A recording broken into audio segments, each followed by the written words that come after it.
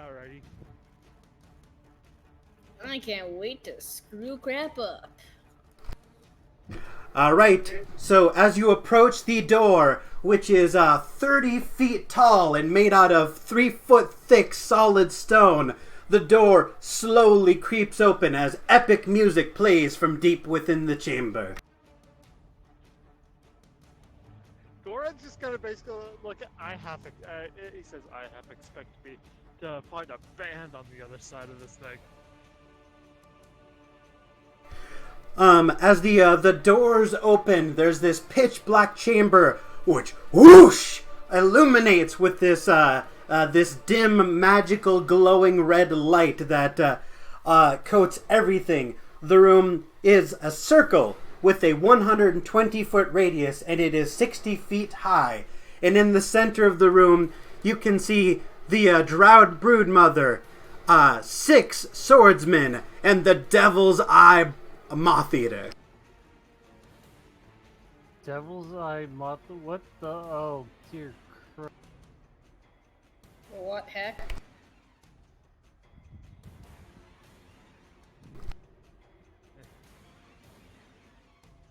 Oh my.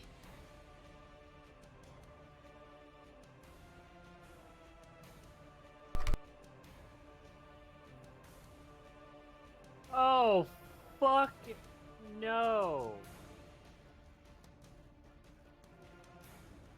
That is an excellent Mothman picture, though. Indeed. So we see the Drow Queen and that good-looking piece of meat. You see the queen sitting on a throne of spider corpses. Her moth eater metal glowing construct at her right side with his arms behind his back. And you see a line of 6 drow swordsmen 30 feet in front of her, spaced 5 feet apart. They all have their arms behind their backs, 120 feet away from the entrance, and they await your approach.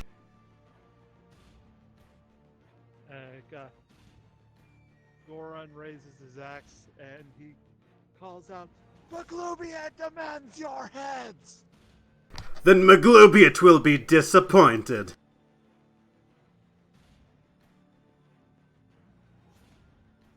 It's not too late to turn back. I'm kidding. Of course it is. The stone doors and walls in front of you move behind you, and the stone doors slam shut behind you. Good. Now there'll be no more place left for you to run.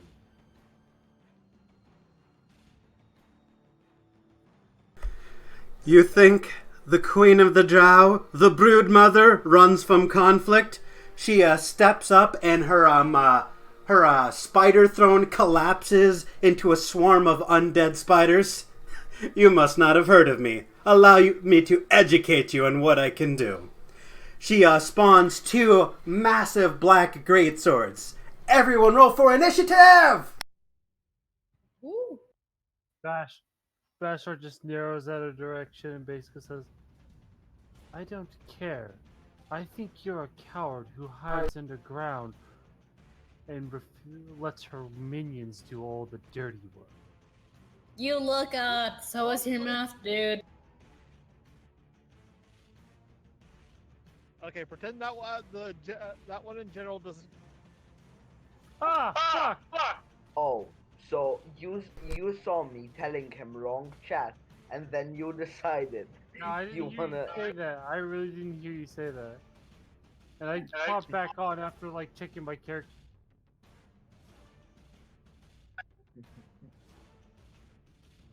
That's not too bad at least. Oh, so I'm basic. Oh no, but yay! One of them goes after me. I lost a very perfectly good roll, but oh well, it's could have been a whole lot.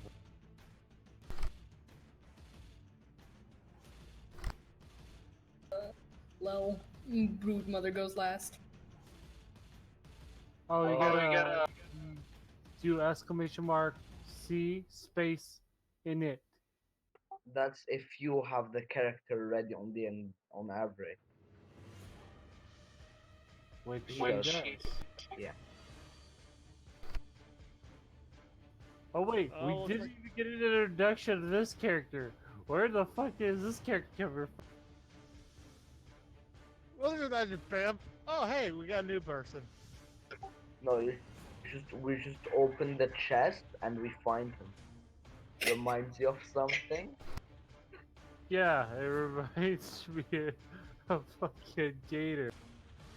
We just fucking open a goddamn chest for healing potions and boom! We find a random elf.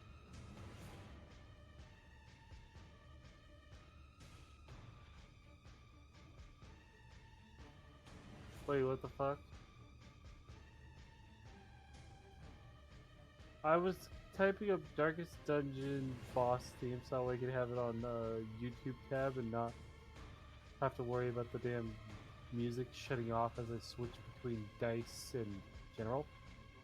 But fucking apparently, typing in Darkest Dungeon showed up Darkest Dungeon 2. Someone explain. There's a Wait, second what? one. Well, they're making a second one. It's supposed to come out 2020 and around fall. Well, shit. I better get started being the first one. Yeah. I need to work on my Stygian game so I can actually, beat all four. Well, yeah, technically all four modes before it comes.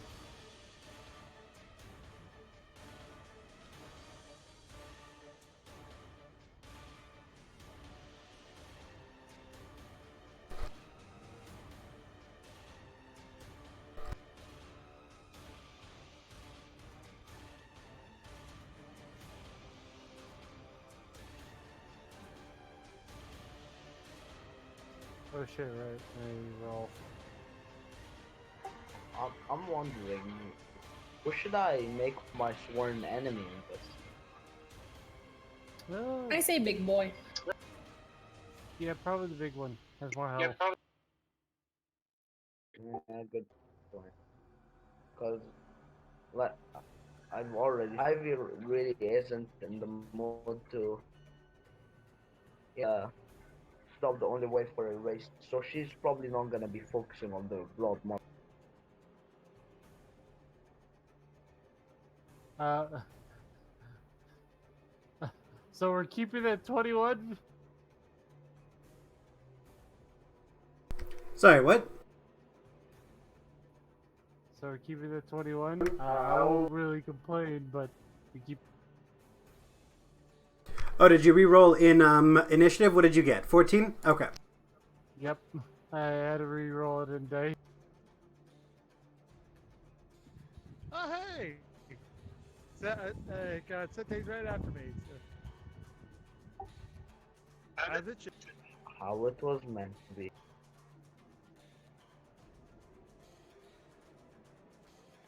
Hey! Oh, I'm kidding. I have a higher dex.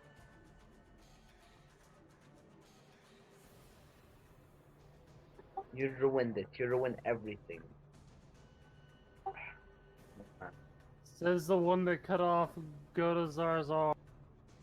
Excuse you. He left the party on his own terms because he got happily married or happily remarried. I just showed him. Yet you made the possibility of a epilogue. I showed that him involves the a- light. You can call it whatever you want. I showed him the light. And yet you left it open for a new villain to take over after we beat the... Okay. So as you guys are gearing up to fight, you see your Shatterkai comrade from back home, sent on a mission from the Queen, join the fray. He walks up behind you, weapons in hand. She rather, excuse me. Late. Nice to meet you, Dash Fire.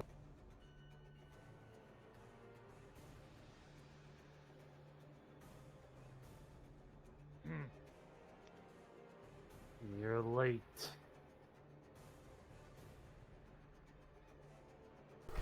All right, so first in initiative order is Gizrael the Moth Cleric. What you got for us? Okay, so how close together are these two drow swordsmen? So, you were in the room. The Broodmother and the Moth Eater are 120 feet away. The 6 swordsmen are 90 feet away because they are 30 feet in front of their leader. And how closely grouped are they? They are spaced 5 feet apart. Okay, they're not gay, but they will die because I'm using a fireball on all of them. All right. Make dex save. Almost. Scheisse. But they still take half damage, so. Roll it. Take 10 damage each. All right. As you cast the firebolt, how far ahead can you cast it? What's its range? 120 feet. And are you okay, so the Broodmother and the Moth Eater would not be hit, but yes, you lob a tiny ball of fire. It lands at their feet and boorsh! As they take 10 fire damage, they look near death as they are scorched and charred. Their already dark skin completely blackened and cracking. Okay, then I'm gonna walk over 30. Actually, I'm going to fly over 30 more feet, and then summon my spiritual weapon to go and hopefully finish off one of the drow swordsmen. All right.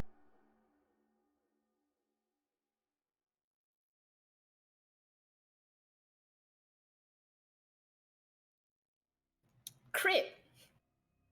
So how far up did you move, and how far did the sword move? I moved 30 feet, and the weapon went 60 feet. Okay. Roll damage.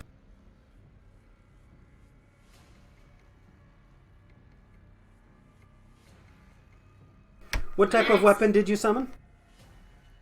It is a nice big ol' spear. All right. You summon a spear by your hand and lob it forward. It flies through the air like a missile and punctures through his chest. You see him spurt out blood and collapse on the ground.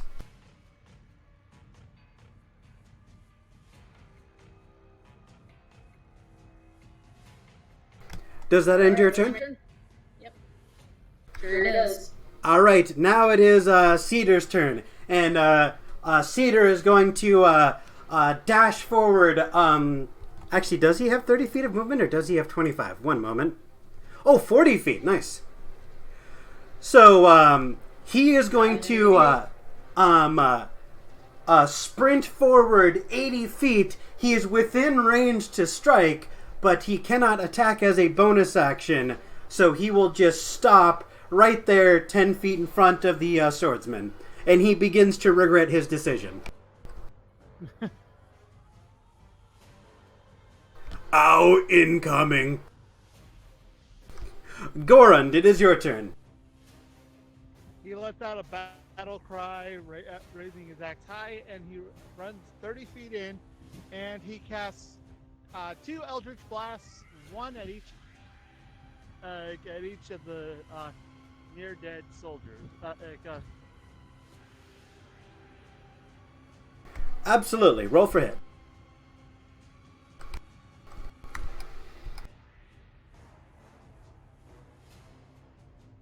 By the way, I wanted to check. Devil's Eye is the big moth, right? Yes, Devil's Eye is the giant metal moth eater construct. Okay, great.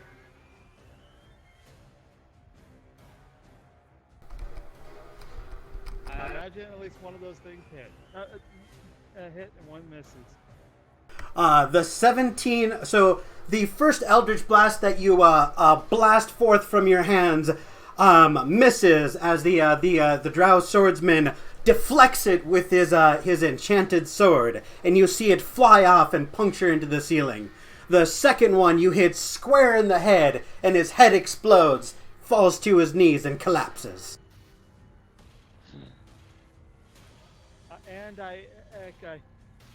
And I yell out, Satay! And then my turn. I'm on it, Chief! And so she is going to run forward. Let me see what the... Wait. It's Vashtar's turn. Oh, my apologies. Yes, you are correct. Vashtar. Alright, so how far is the queen and the moth eater? They are 120 feet away. The row of swordsmen is 90 feet away.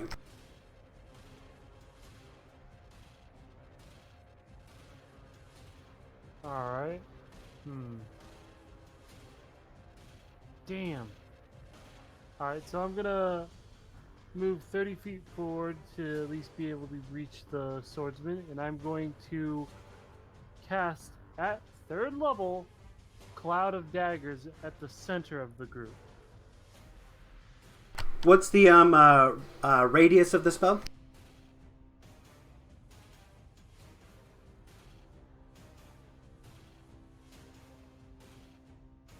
No, it is a 5-foot cube. I keep forgetting that I can push the damn button. I hate pushing.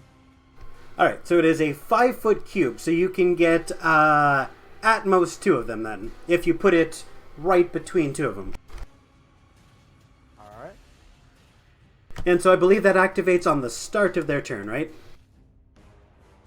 Let's see. You fill the area with daggers in a 5-foot cube on each side, centered on the point you chose within range. A creature takes 4 slashing damage when it enters or starts its turn. Yeah.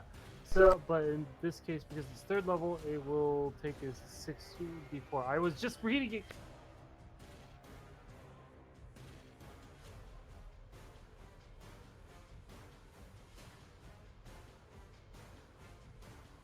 Would have helped speed it along. Yeah, but I was in the middle of reading it as you guys put it up. So, what's the point? Yeah, but it's not in SRD, so yeah. Alright. So once they start their turn in there, they take 64 damage. And that is all I can do on my turn. Alright, next in initiative order after Vashtar is Sete. So, Sete is going to jog forward 30 feet, and she'll stomp her feet, get into a horse rider stance, do some kung fu hand gestures, relax, and then just throw a haymaker.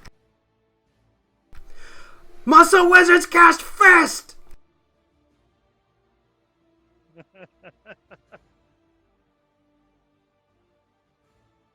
And that is a hit.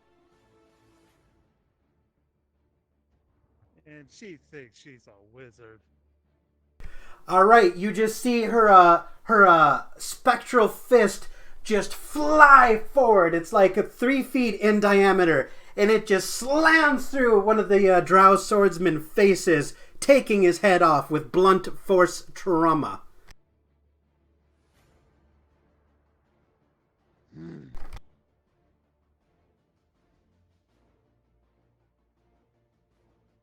Alright, and that is going to end her turn, because that is her, the only trick she has up her sleeve at this particular moment. And then, it is now the Devil's Eye Moth Eater's turn. Let me pull up his stat sheet really quick. There it is. So you're going to see him, he's going to take his hands out from behind his back, calmly crack his knuckles, look at each of you calmly, calculatedly, and he's going to summon an Eldritch Blast in both of his hands and one in his mouth, and he is going to lash out at 3 of you.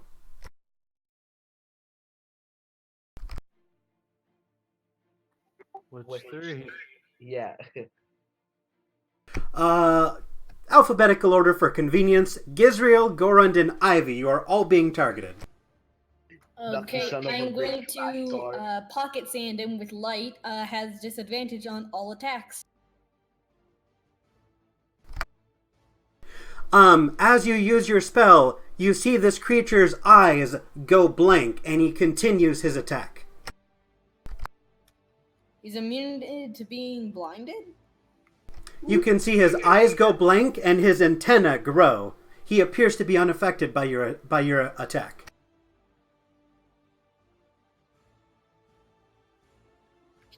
Ouch!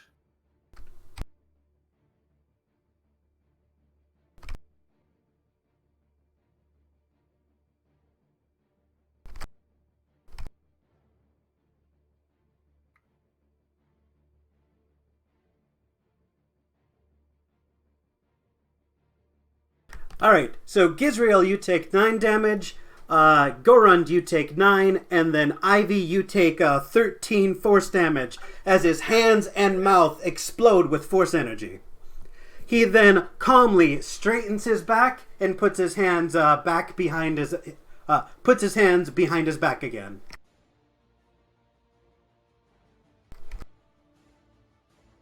And then one more thing really quickly.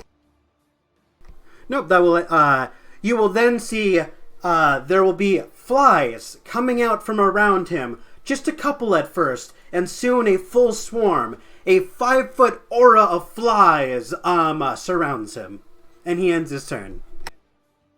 Oh shit, that spell. It's a warlock robot. Great.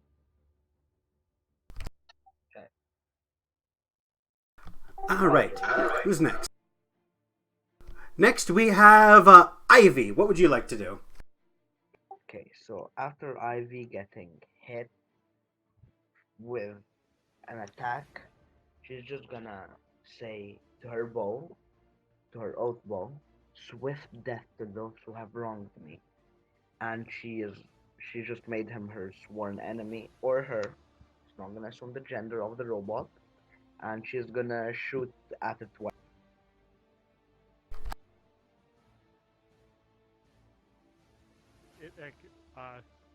Ivy, the robot. It Yeah. does not have feelings.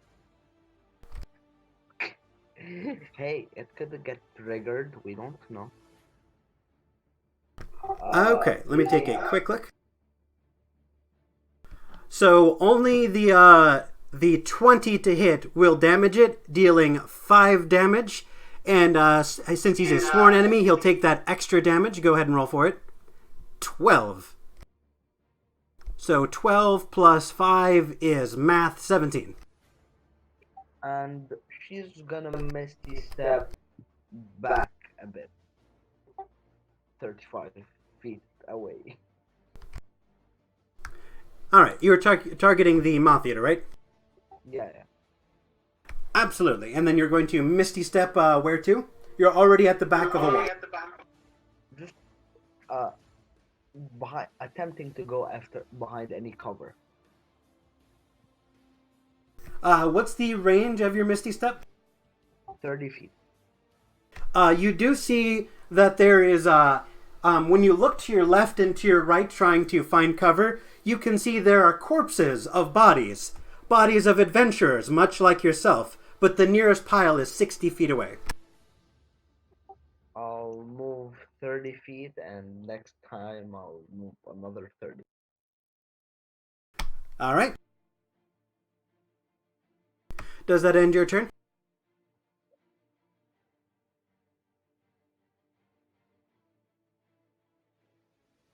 I'm assuming that ends your turn, which is going to make it the Broodmother's turn. And she is going to smile with the cockiest of all smiles. And she is going to pull up a scroll by waving her hands and conjuring it. And she is going to take a look at Cedar and be like, "A wood giant." She casts Incinerate. Counterspell. Roll for it.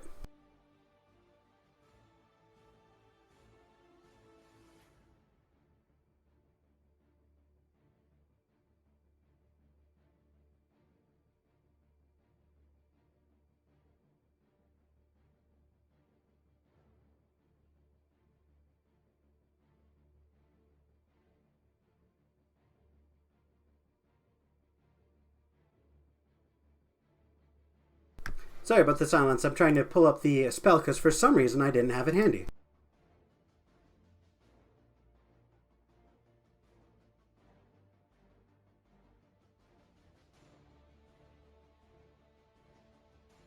Is it not called Incinerate? I thought I had it.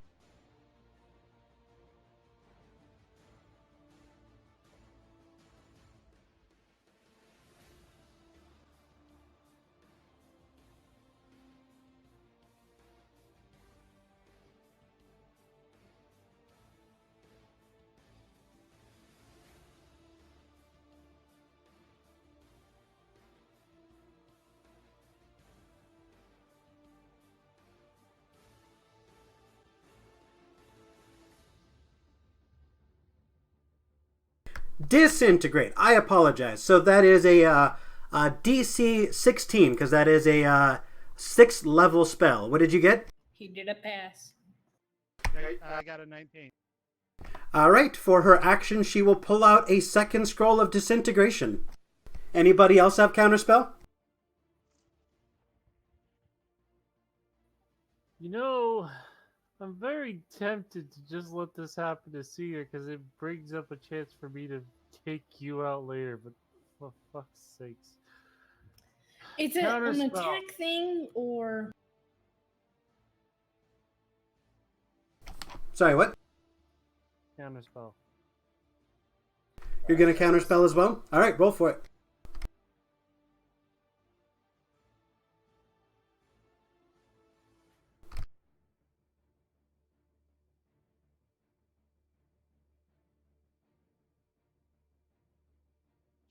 So you are willing to to put us at a disadvantage just to screw me over. Again, I'm tempted because again, in honesty, you should be alive because honestly, Ivy shouldn't have done the shit she did. In my own opinion. What the? My God, you know what? I'll just fucking not say anything and just because you just wanna make an argument right now. I'm not in the mood for it, so I'll just. Wow. Yeah, it's gonna happen. The dice are. I'll at least let that one. Is it a save or is it an attack? It's an attack. It's a ranged attack. Disadvantage. From what? Pocket sand, warding flare. There's a problem with that. You only get one reaction per turn. Yeah, per turn. if it didn't work on the big boy, right? Then I couldn't have cast it in the first. All right. I'll let the DM. Have fun with that. As you attempt to magically pocket sand, you can see a magic aura surround the drow Broodmother, and your spell has no effect. It's not a spell. What is it? It is a class feature from the Light Cleric. It does not work. At all.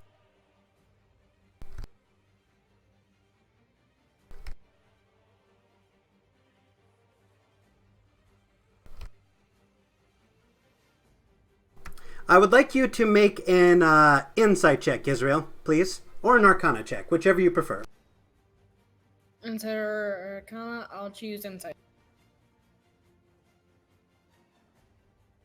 16. You see that status effects, with the exception of poison, have been magically disabled in this room.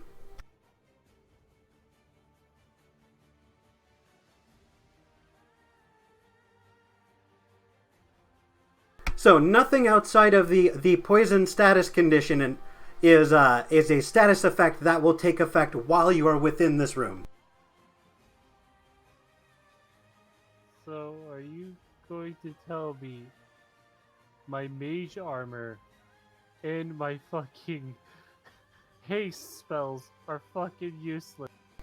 Those are not negative status effects that you apply to other people. They are boons to yourself, so they are not affected by this particular magic.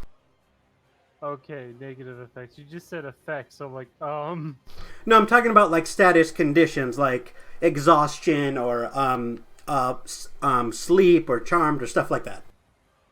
okay.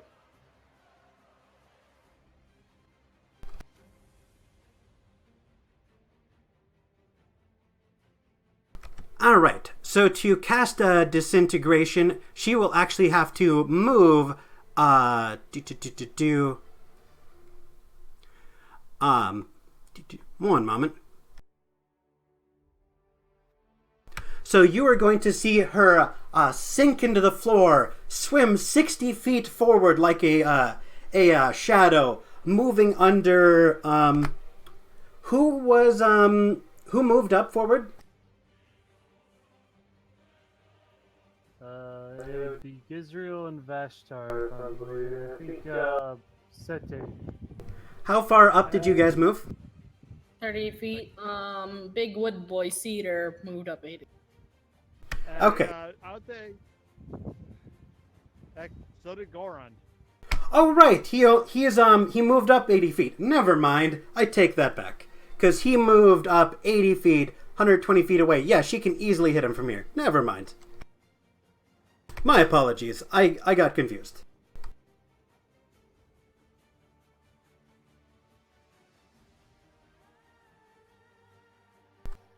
So, Ivy, in case you didn't catch it, no negative status effects can work in this place outside of, freaking poison.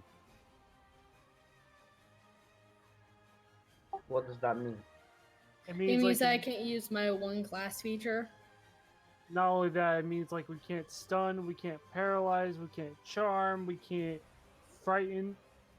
Anything that would cause a negative effect toward the enemy is negated except for the poison. Now, as you see her, this green ray spring from her finger and punch towards Cedar, you see he is immolated, and as a wood giant, he takes double damage. Normally, he would be. Hold on, shut up. So, normally, he would be reduced to ash and unrevivable, but due to the magic of the cave, that effect is disabled, and he is simply ordinarily dead. Just a giant wooden husk smoldering on the ground instead of a pile of unrevivable ashes. So, if anyone has Revivify, you may use it. Okay, Zeno. He has the ring of fire resistance, by the way. Oh shit, you're right. Yeah, I had given Also, disintegrate's a force spell. He flavored it fire. Yeah, he can do that, homebrew. But yeah, I gave him the fire, the ring of fire resistance, because I told him since Sete isn't gonna use it, and he's the only one currently that is vulnerable to fire. I gave it. Are you sure about that, sir? I'm looking up really quick if that disables disadvantage or if it completely overrides.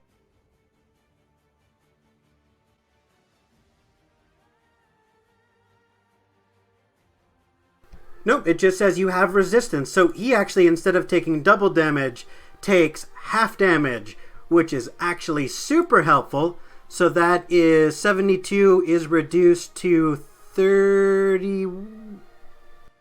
36. Thank you.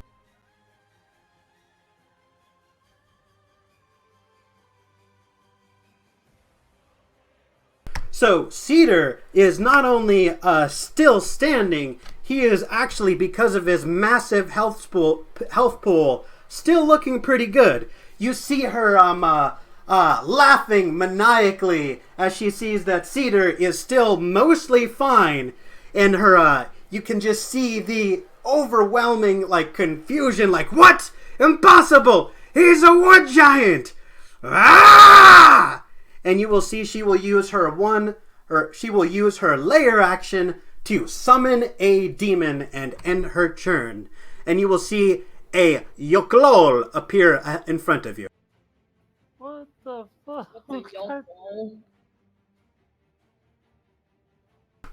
Sounds like fun.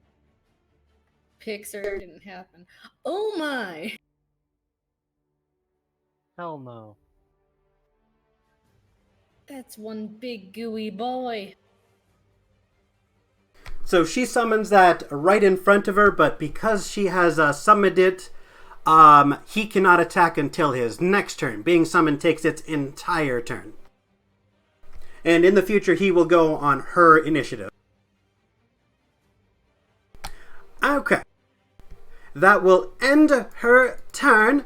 And da-da-da-da-da, who's after the Broodmother? Genuvia the Swift! Hello. Make us proud!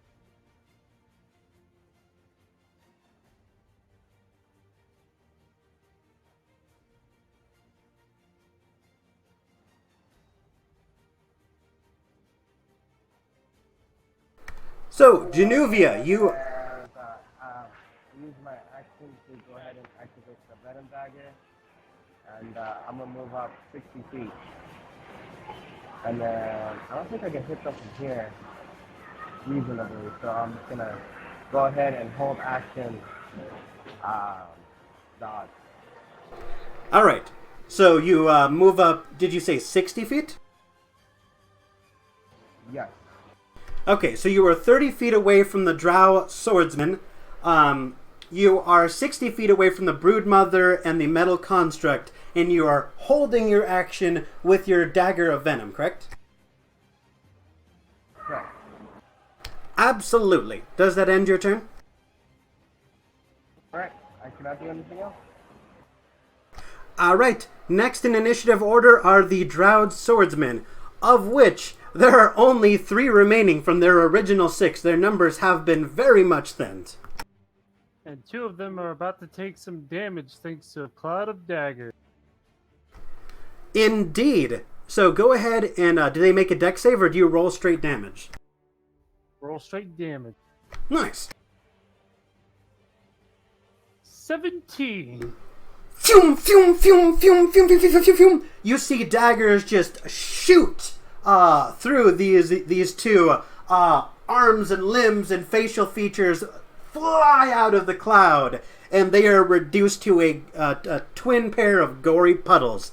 There's only 1 swordsman left. And he is currently wetting himself. Oh yeah, the fear is real, but the fear of the Drow priestess, his brood mother, is greater. So he will take a moment. In fact, it will cost him his bonus action to just work up the courage to charge forward. You see him, I can do this, I can do this, for the Brood Mother! And he charges forward at Lieutenant Genuvia with his enchanted sword.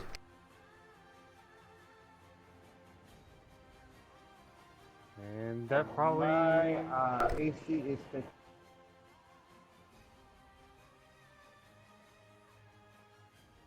What?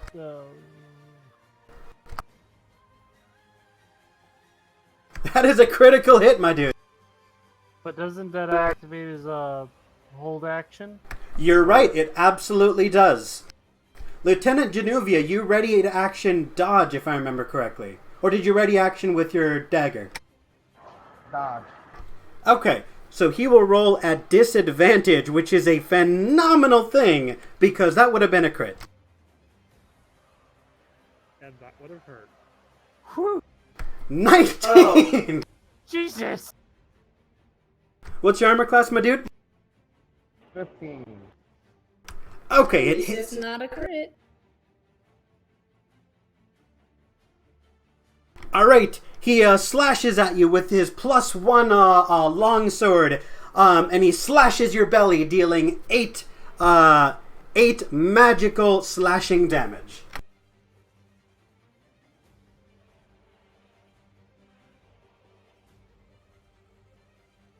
Alright, and then I'm gonna take 15 steps forward back towards the Broodmother as my reactionary. Can you move as a reaction? If she's a rogue. Yep. I believe so, I told you. Oh yeah, that's right, you sent me that. Opportunity attack. Let me take a... My subclass gives me a reactionary action, move up to half your speed as a reaction when enemy ends a turn within 5 feet, without provoking opportunity attacks. Damn, that is a good ability. Yeah, Scout's a good subclass. That is a damn good subclass feature. All right. But I am now 75 feet further than original. All right, let me just make sure he doesn't have anything else he can do. And, no, he is done, not for the day, but he's done on this turn. He's feeling very, very lonely. Giz, having been magically thwarted multiple times due to this goddamn enchanted cave, what do you do? Okay, so first thing I'm going to do is my magical spear is going to pull itself out of the ground, spin around really fast, and then go straight into the last drow. So it's Nice. Roll for it.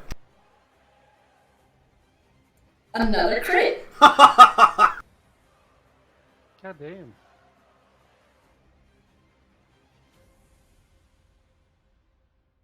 All right. You said it's a spear, right?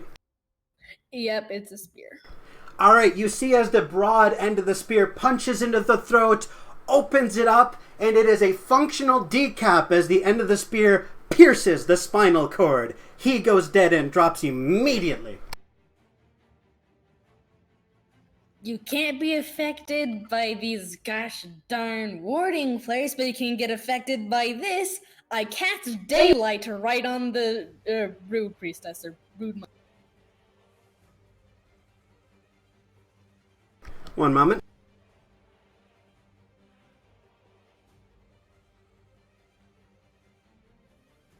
I can copy paste if you want. I'm pulling it up here.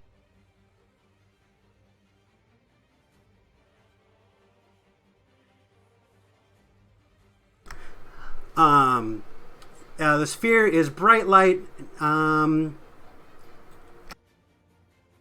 So since you are not magically invoking that blindness, it is playing off of their dark vision. That will work. Let me roll a con save against being blinded. What is your spellcasting modifier? My spellcasting modifier, a spell attack, or save DC? Save DC. 14. 14? Okay. You will see the drow broodmother appears to be affected. The moth eater, his eyes just go completely blank. Let me roll a saving throw for her really quick.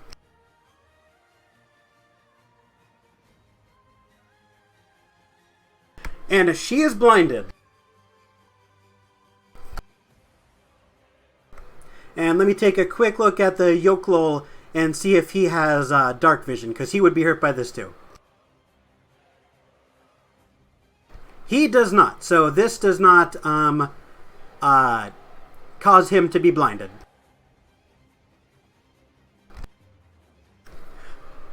All right. And what else would you like to do on your turn? I would like to fly 15 feet up into the air and 15 feet forward towards the moth eater and a broodmother. So 15 feet forward, 15 feet up, and then what?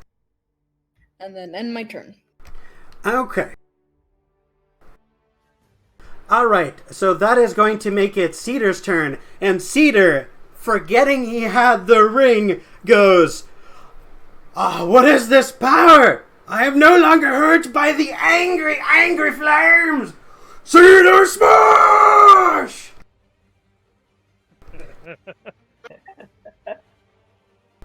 So, you will see Cedar emboldened by this new power he forgot he had. The ring still on his finger, which he is completely unaware of. He will make two melee attacks with his great club from his standing position, because that 10 feet of range is just enough to swat that fucking moth eater. Oh, legend. Truly a legend.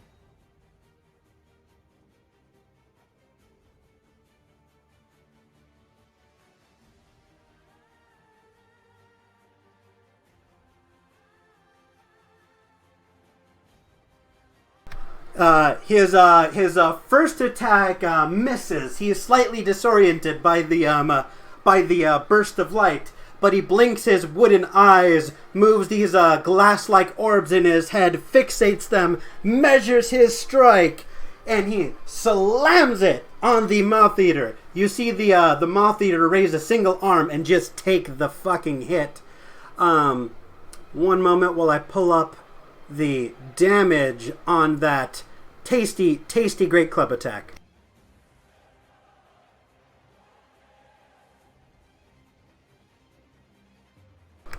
Big oof!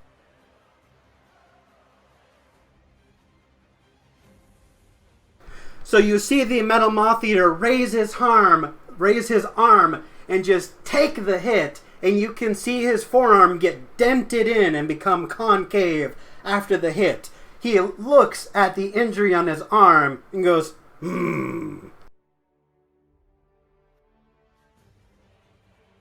Alright, and that will end Cedar the Magnificent's turn, making it Goron's turn. Goron goes, yells out, the power Maglubian protects his host. And he... Okay, how far away is the Broodmother? So the Broodmother is 120 feet away from the entrance. You started at the entrance. I believe you... Did you move 30 feet up? Yeah, I did last round. Okay, so you're 90 feet away from her at this point. Alright, I moved 30 feet further in, and with my axe, I cast 2 more Eldritch Blasts, this time aiming it at the Broodmother. Alright, let her have it.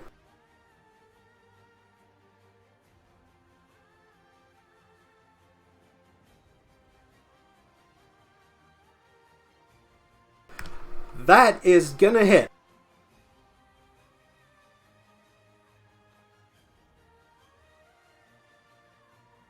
That is also a hit. So that is a total of 10 force damage on the Broodmother. So you cast your Eldritch Blast, and she holds her hand up, and you singe her forearms, leaving almost cigarette burn-like marks on her arms.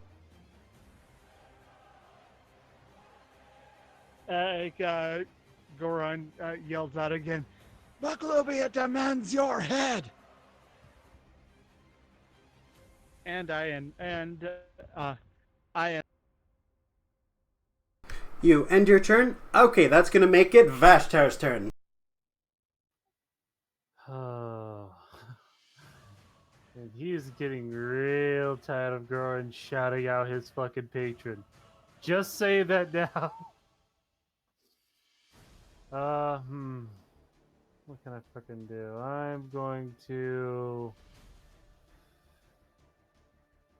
I'm gonna cast Magic Missile at 2nd level at the Drow Queen.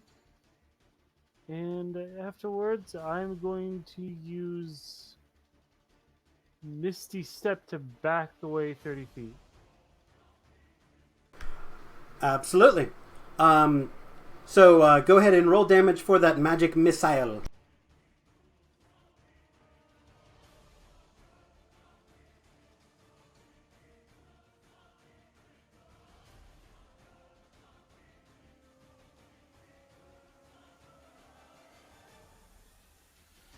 That is 15 damage. That is a healthy dose of damage you said on the Broodmother, right? Yep. Alright, Phew, phew, phew. You see these force darts embed themselves in her arm as she raises it to defend herself. She's getting... It stings. Just wait until I sting you back, she says with closed eyes as she is still blinded. The light is in her face. Yeah, by the way, daylight is on for an hour. Yeah, so after Vashtar backs away 30 feet, he's going to basically say to the Broodmother, like I said, there's no escape for you this time.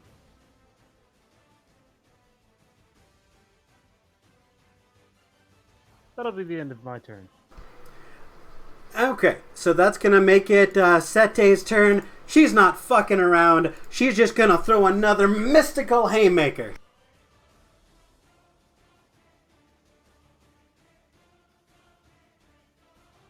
And that is a solid hit on the Moth Eater.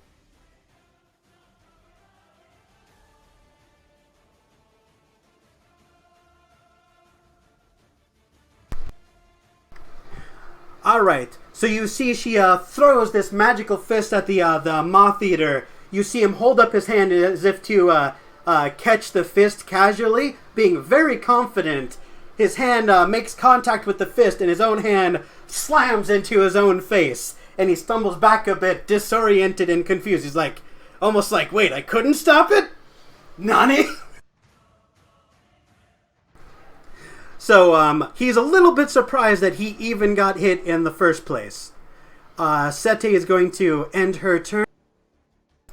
It is now the Devil's Eye Moth's turn.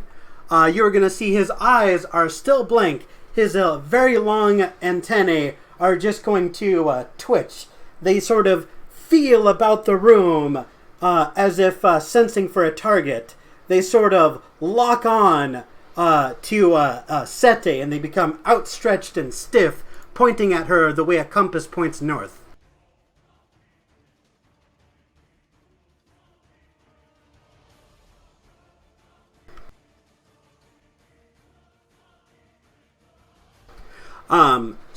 Since he was attacked, actually, as a reaction, he is going to cast Hellish Rebuke. But that does not work because he is too far away, so he wastes that spell slot. He kind of looks at his hands and he goes, I'm still getting used to this power. And then on his turn, as an action, let me see what he can do.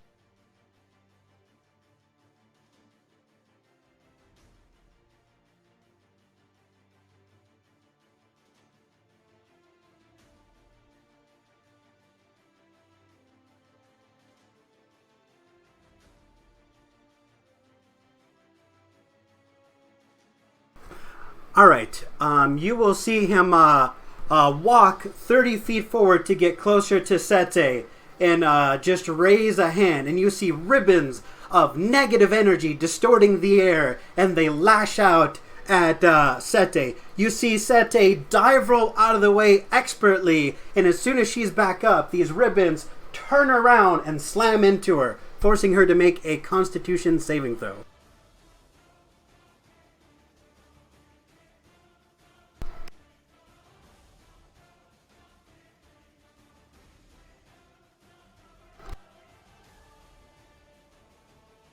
Which she critically fails. Splendid.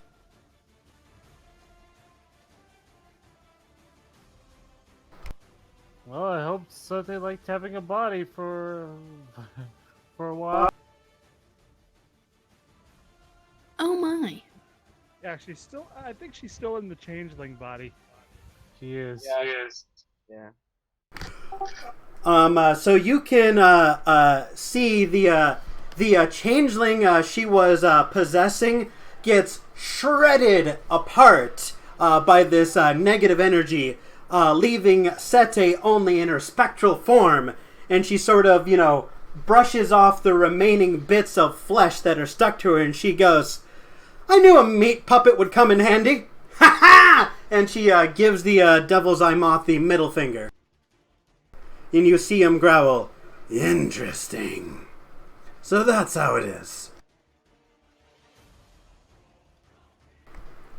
Alright. Sete again. By the way, just a question, Zeno. How big is the Devil's Eye Moth Eater? He is 8 feet 2 inches tall. Alright.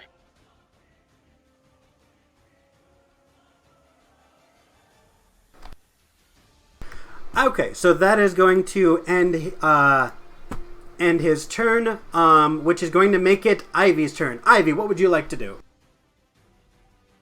Okay, so Ivy, after she sees this, she's gonna be like, We're not gonna lose you again. Obviously, it's Sete, and she's gonna shoot at the Moth Eater twice.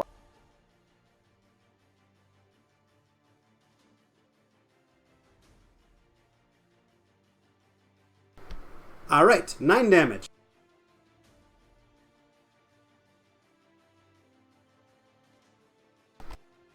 There's the second one hit. Oh no, wait, that's a 16 to hit. That does not hit. And then I believe you made this your sworn enemy. Yeah. There are 2 attacks. So the first one hits, the second one misses. Correct. So in total, 17 damage, and she's gonna Misty Step again to the dead bodies so she can hide behind them for cover. Absolutely. All right, next it is the Broodmother's turn. So the first thing the Broodmother does is she's going to waste a spell slot and her action to cast Dispel Magic on that daylight. And then she is going to make a con save to try and recover from that blinding light she was hit with.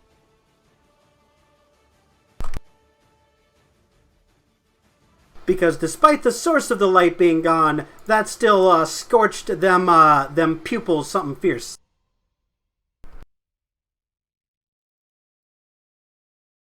And she is able to recover. So she wasted her action. And let me just make sure she doesn't have any bonus actions.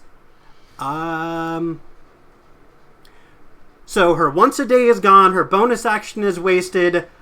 She has Gizrael, you have completely fucked over her entire turn. Hell yeah, that was worth a third level spell slot. Alright, so despite recovering and dispelling the sunlight, she has wasted her 6 seconds of fame, but her Yugoloth, or Yoklo, god damn it, I cannot talk today, her Yoklol. Good boy. He recovers from his summoning sickness. Is anyone within 30 feet of the Drow Broodmother? Yes, but upwards. Who? I am. You are. Okay, so, oh, that's right, you're 15 feet in the air, right? Yes.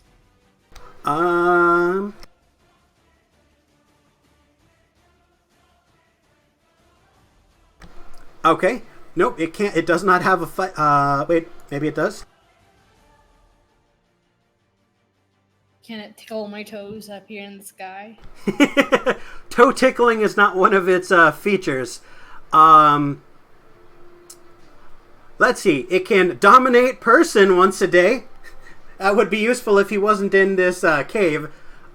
Is there anyone else within 30 feet? If my saves against that were not really good. Is there anyone else within 30 feet? Nope. Maybe. Who? Cedar, maybe. Oh yeah, that's right. Cedar ran like 80 feet forward. So he's going to wiggle his slimy ass over to Cedar. And what can he attack? The Yoklol makes 2 melee attacks with Slam. Thunk the big boy.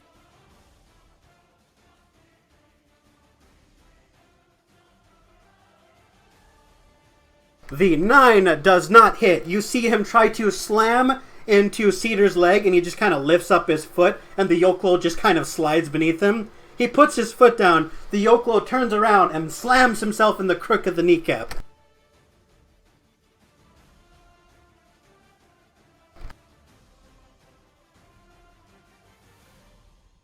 He takes only 4 bludgeoning damage, but he takes 66 poison damage.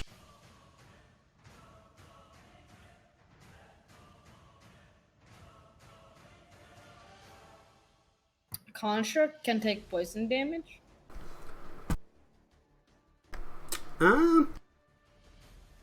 Yes, there is no immunity to poison on his character sheet. Fair enough. So that is a total of 30 damage. He's already taken 36. That's 66 damage. Let me check his HP. No, he's still good. So you see this yokel like take one of his slimy tentacles and just whip the fuck out of the crook of his knee, and you can see this poison sort of eat away like a flesh-eating bacteria at the back of his knee, forcing Cedar to literally take a knee. And you can see the wood that is lively and fertile start to necrose and die. How healthy is this boy looking? How healthy is who looking? Mr. Cedar. Mr. Cedar looks like he's taken at least half damage. He's looking like, you know, he's ready to go, but he is wounded severely.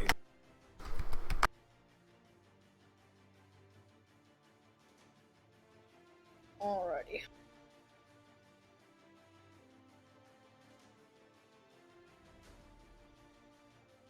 Okay, let me just make sure the Yoklol has no bonus actions. It does not. That will end its turn. Broodmother wasted her turn. Next, it is Genuvia the Swift. Alright, so I'm going to try to go ahead. I'm a bonus action dash around the whole mess for Cedar and try to get as close as possible as I can with the Broodmother. How far will I get me with 50 feet? I'm at 75. The Broodmother is 120 feet from the entrance. Have you moved up from the entrance at any point? I am 75 feet. I moved 75 feet, so technically I would be, what, 35? Yeah, I would be 35. So you're Yeah, I guess all I gotta do is just move 30 feet. Alright. Now, I have the ability to teleport. If I teleport above her, will that give me advantage to strike at her if I'm falling? Unless you have a specific class feature or like creature feature that says that, no. Okay. Race feature, not creature feature. I'm an idiot. Aren't we all creatures? Actually, in D&D you are. So, Genuvia, what would you like to do? I'm gonna attack with my Venom Dagger. Who are you attacking? The Broodmother, which I believe I missed. Yes. Upon seeing myself miss, I'm gonna be ashamed and teleport 30 feet and in another direction. Alright, you teleport 30 feet away. Does teleportation negate the opportunity attack?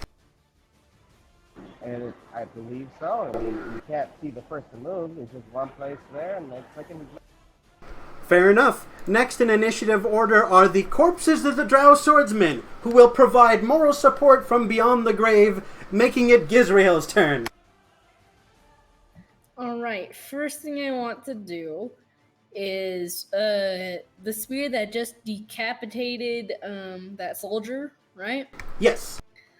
I wanted it to do a nice spinny boy and try to cut off the antenna of the Devil's Eye Moth.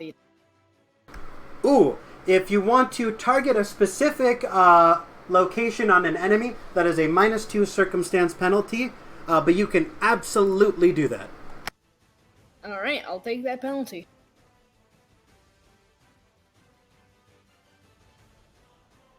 $15.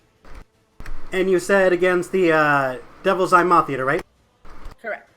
Alright, you see your spear whiz past the antennae by about 3 inches. You have a you see these feelers, these antennae shrink away in absolute horror, and you can tell without an insight check that scared the absolute shit out of him. Good to know. I cast Scorching Ray and fire all 3 bolts at the antennae. All right, -2 penalty on each of those, but I am very curious to see if any of those hit.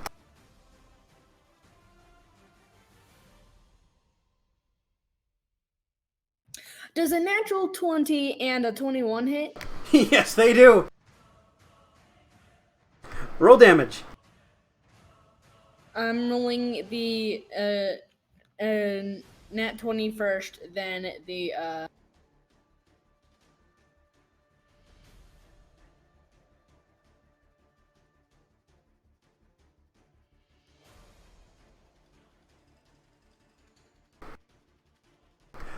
Okay, so that's 16 damage plus 9 damage equals math 25, I believe.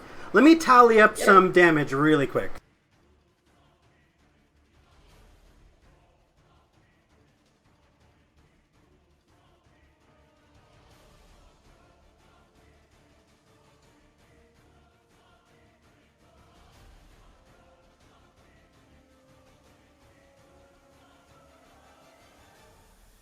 Alright, so as you pelt him with 2 scorching rays, or 3 scorching rays, one of them goes high, but 2 of them puncture those feelers. You get 1 per antennae.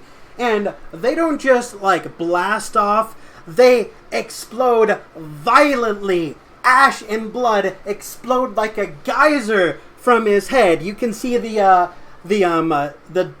Devil's Eye Moth Eater scream in agony, holding the bloody stumps where his antennae used to be. He collapses to his knees, and coolant starts to fall from his glowing eyes. He is still alive, but that was a devastating blow.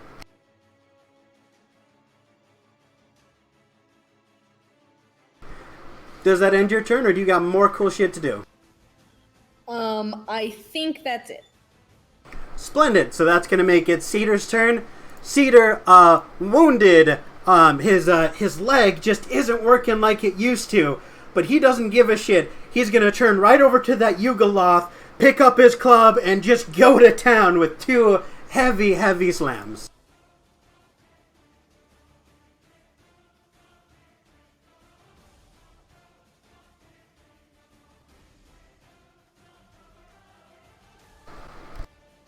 Let me just check its armor class really quick.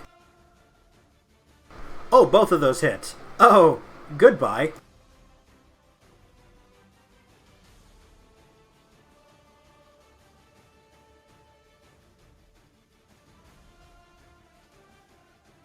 What?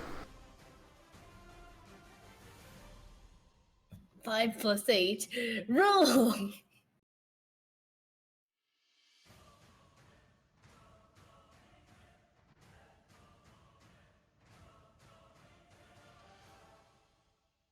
There we go. 30. So, the alcohol takes, how much? 35 damage. Just wham! Wham! You see the Yoklol, as he's hit in the head, the little tentacly headgear that it wears are knocked off. It is actually knocked prone. Judging by the state of its body, it doesn't look like it's on the brink of death, but just the sheer mass and the sheer impact knocked it prone.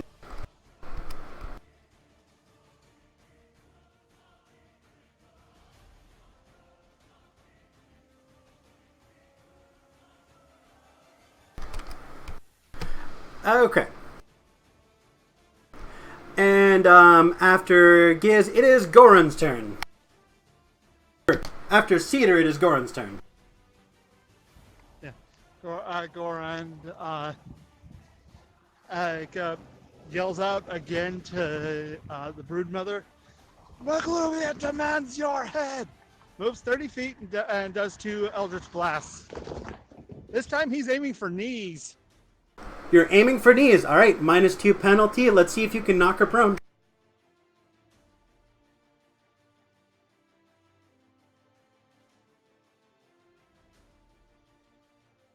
Actually, you know what? Instead of the knees, I'm going for the eyes. Ooh, going for blindness. Do that. Yeah, I was gonna do that next round. Fucking make him blind, bro. Okay, so that 20 is reduced to an 18, but that still hits, and that is 8 damage to the eyeballs. You said you're targeting whom? The Broodmother, right? Who's that? Goran, you're targeting the Broodmother, right? I still got one more. 1 second. But are you attacking the Broodmother?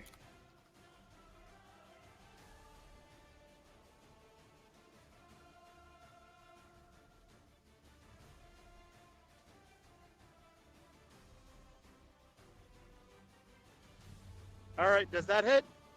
Who are you targeting? Heck, it was the same one. It was Broodmother. Oh, okay. So the first attack hits, the second one does not. So with your first Eldritch Blast, you take out one of her 2 eyes and deal 8 force damage. She now has disadvantage on perception checks.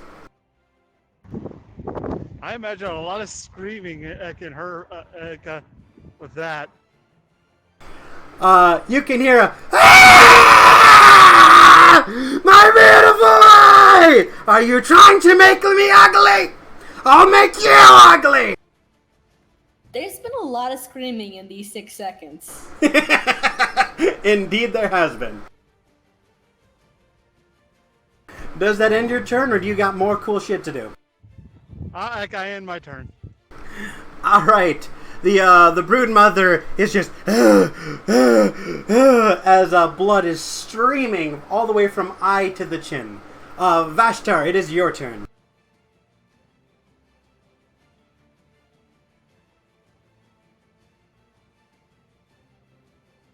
Ivy, there's no water in Egypt. What are you talking about?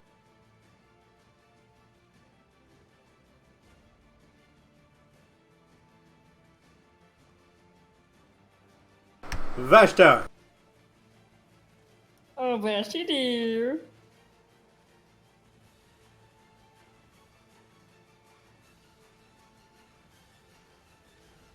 Vashtar, it is your turn.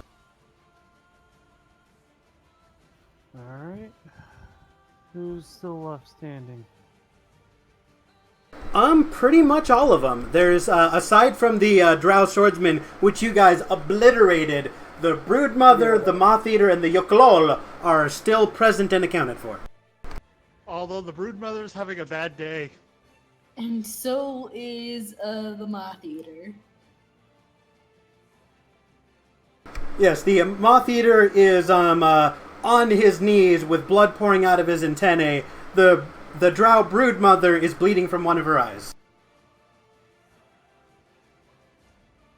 Fun all around. Alright, I'll cast Mage Armor on myself and I'll just end the...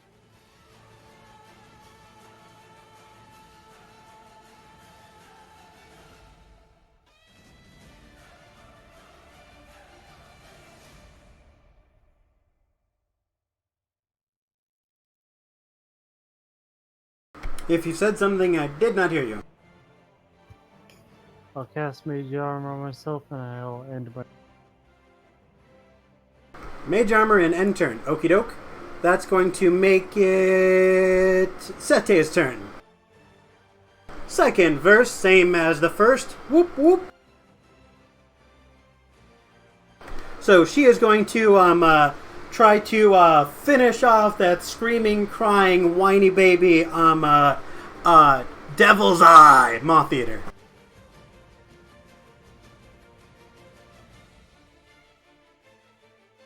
And she misses completely. She gets a little too carried away and shurikens the ceiling of the cave. Let me roll for damage and see if that knocks anything loose.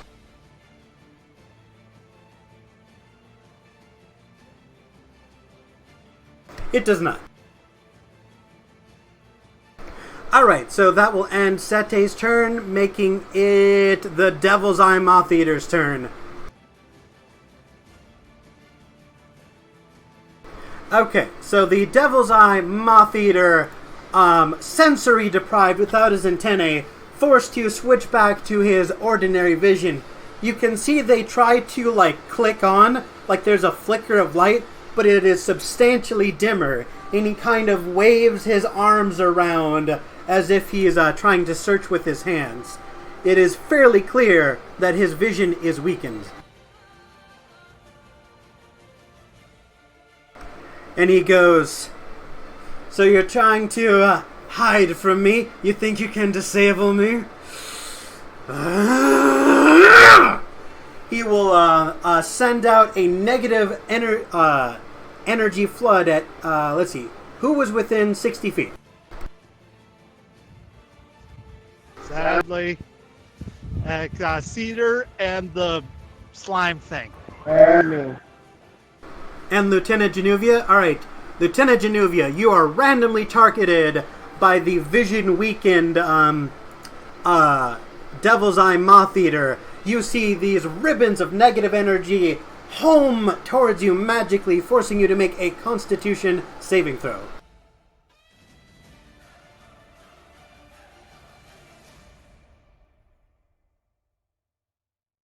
You can hear him shout, "I don't need to see you to hit you!"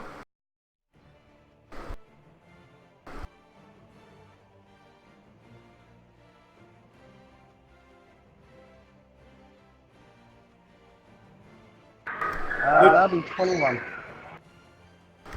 21, nice. That is successful. Let me see if that's half or nothing. I'm also resistant to necrotic damage. Half as much, so you take half of whatever I roll. So instead of 27, you're taking 13. Take 13 necrotic damage as ribbons of black energy puncture your flesh. He's also resistant to necrotic, I think, right? Lieutenant Genuvia? Yeah. Yes, I am. So that is cut further in half, meaning you take 6 necrotic damage. He goes, "My queen! Did I hit the target?" She goes, "Yeah, barely." So that will end his turn, making it Ivy's turn.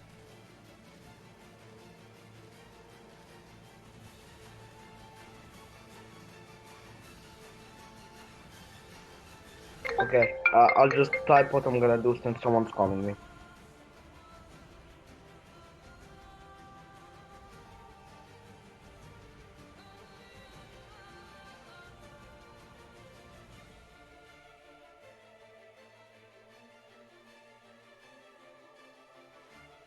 Shall we wait for Ivy or continue to the Broodmother?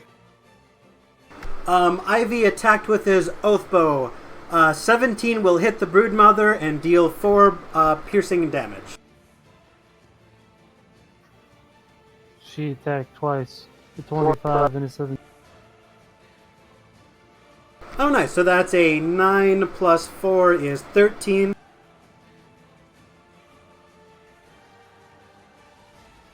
And there's that Minus other 12.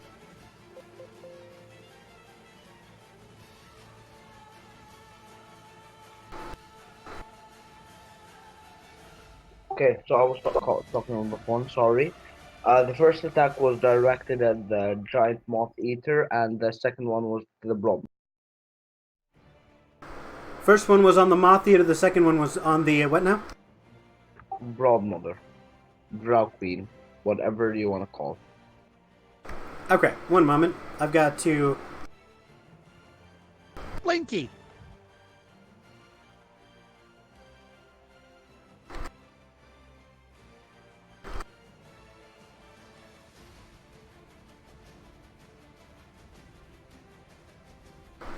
Okay, your first attack is on the Moth Eater, right? Yep. Alright, how do you want to end the Moth Eater? So, Ivy's just gonna look at that huge creature in the eye and just shoot him straight between them. Alright, you see the this metal construct take an arrow right between the eyes. It punches into the metal, and you can hear a glass-like shattering of a crystal within its head. the entire construct goes limp. Its red lights cut out, and it collapses into a pile of junk on the floor. Within these piles of junk, you can see organic parts, fragments of the moth eaters that you've slain in the past, just sort of writhing and pumping and undulating on the ground amongst the metal. And as a bonus action, she's gonna use Planar Warrior on the Broodmother. And she ends her turn.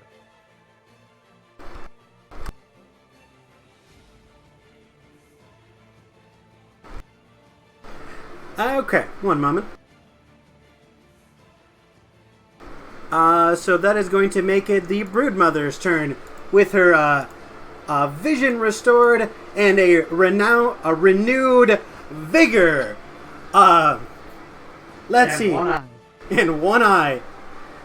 So let's see what she wants to do. So first things first, she's gonna bonus action uncork a potion of healing.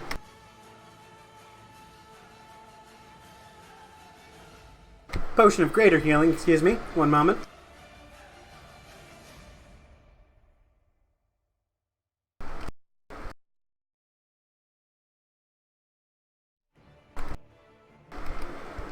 And then for her action, Insect Plague. A swarming, biting, locust-filled sphere with a 20-foot radius centered on a point she chooses within 300 feet. And she is going to target Gizrael with that. Gizrael, I would like you to make a Constitution saving throw as you are enveloped by locusts. Oh no. I got a +0 to con.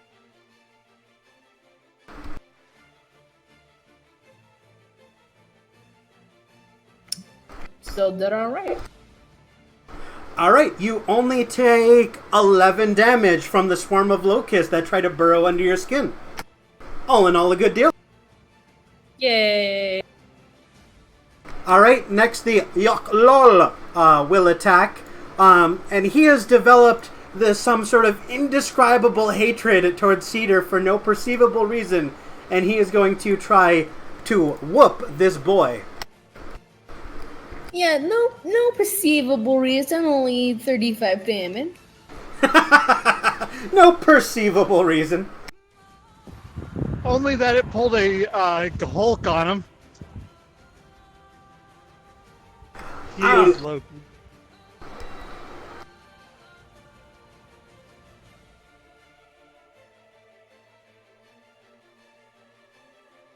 Nice! So that's one attack and one does double damage. One moment.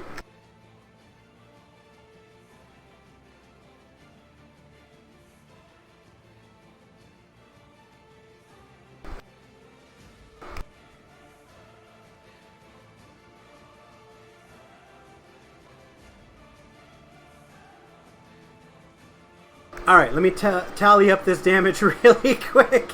Oh, shit. So that's 25, 55, 78.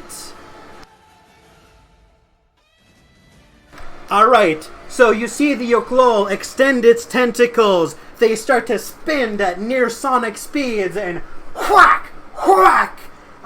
It strikes the kneeling Cedar in the back, blasting apart its wooden tree trunk-like spine. Cedar collapses on the ground, and the wooden fragments that make up his body collapse, and he is dead.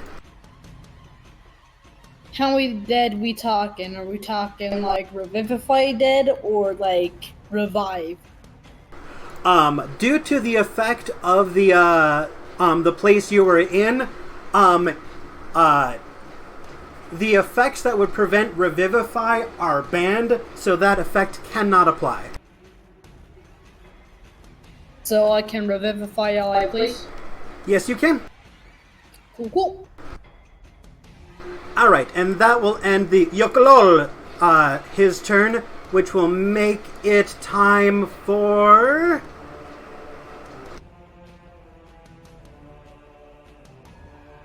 Am I blind? Genuvia.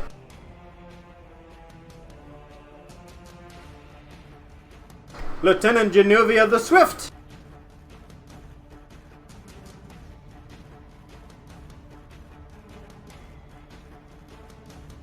Jenny boy. Ooh, Lieutenant. Talking to me, sorry. It is your turn. Alright, I'm gonna go ahead and try shooting 3 shurikens. Shurikens are allowed to be thrown 3 at a time.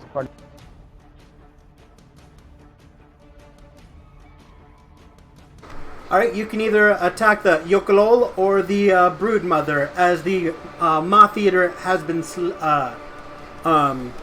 has he been slain? No, he is not, but he is near death.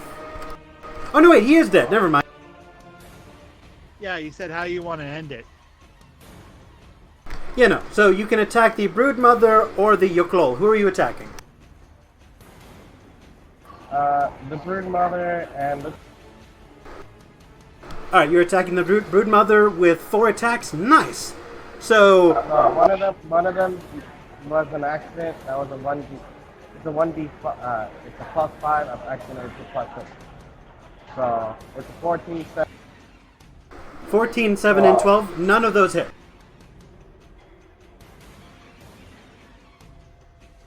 Man, I'm getting gate staged for a terrible roll.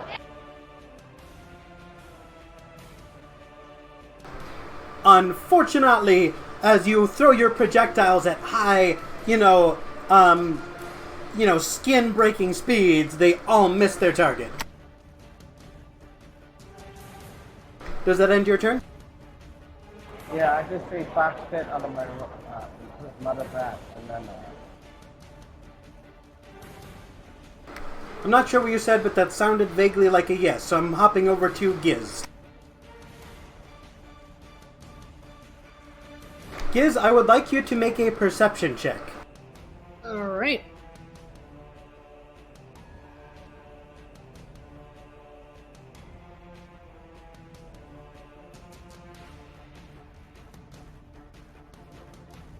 Oh, 11. Never mind. What would you like to do on your turn? Okay, so the first thing I'm going to do is, Spear is going to... Actually, no. First thing I'm going to do is I'm going to have, some nice holy energy gather up around my hand, and I'm going to yeet a guiding bolt at the Broodmother. Absolutely.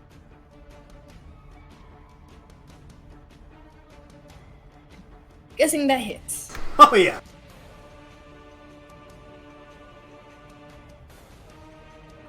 So that's 11 radiant damage. Indeed it is. So then Spinny Spear Boy is going to try and stab her through the, squishy bits with advantage.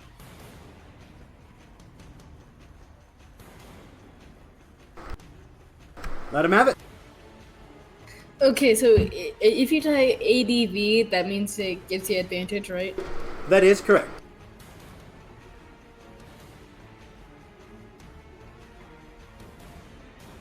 $21. That's a hit.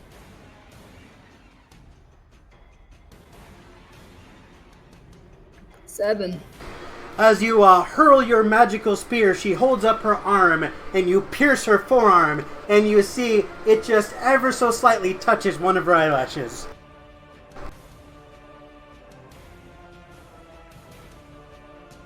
Hella. I'm going to fly more towards her, so I'm right above her now. Absolutely. And yeah, that was 20 feet, so I'm going to fly another 10 feet above. Sounds good.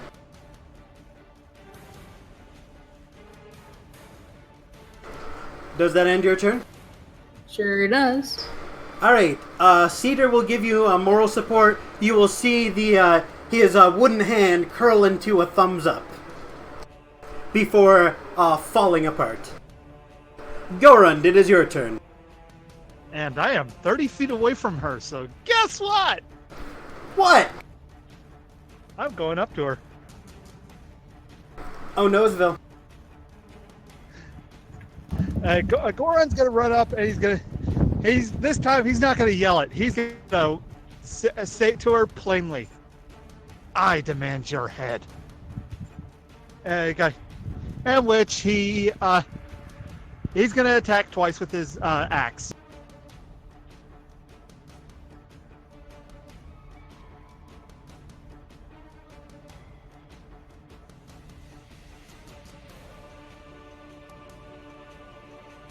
Alright, and are you spending any charges to infuse your weapon with extra cool shit?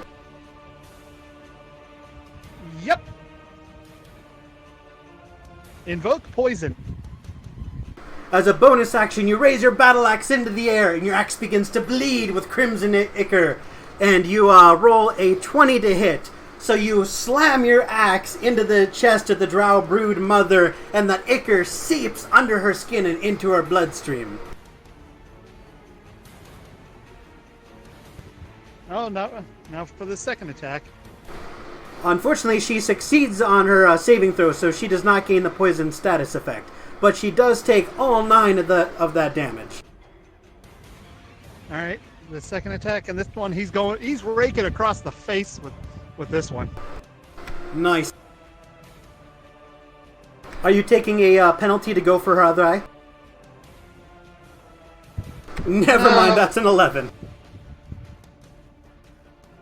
Alright, with your second strike, she ducks her head under, and your axe cleaves off the ends of her hair, and you leave an ichor stain at the ends of her hair.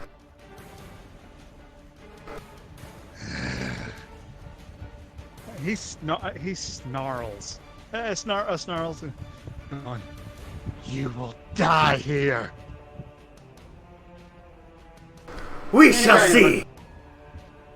Alright, as you end your turn, it is time for Vashtar. Alright, so I'm back at the start, which means they're 100 feet away from me. Yes.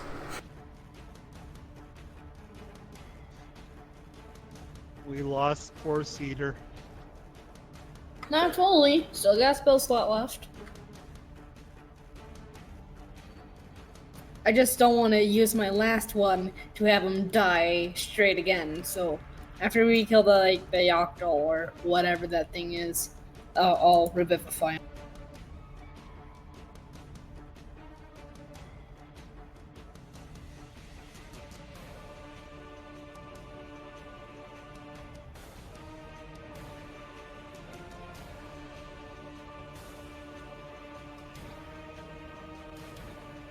So many shit going on, I fucking can't metagame, because after hearing that I know what Israel's gonna do, and I have a thing I want to do, but if I fucking do it and he does what he does, it's gonna just screw me over in the... What do you think I'm going to do? Reviving freaking Cedar will go against what I have planned, and honest to God... At the end of combat. And the combat will begin again. Is what I'm going to refer to, because I want to bring it up in combat, but there's no real reason to bring it up in combat logically.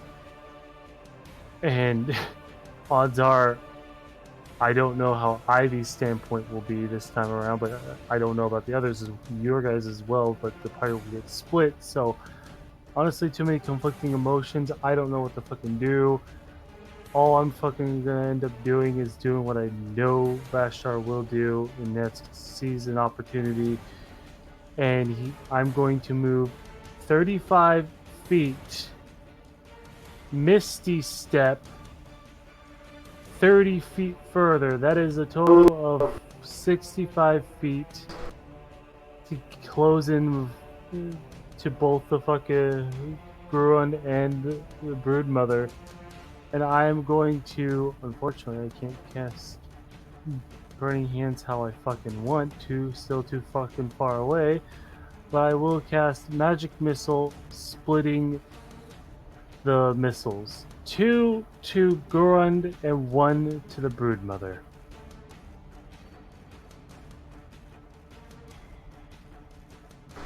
I'm sorry, you said you're sending one at Gorund? 2 to Goron, 1 to the Broodmother. Okay.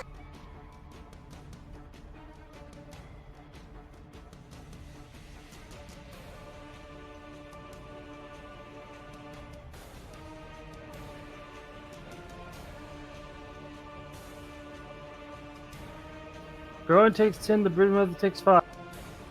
All right. Quick question. How far away are you?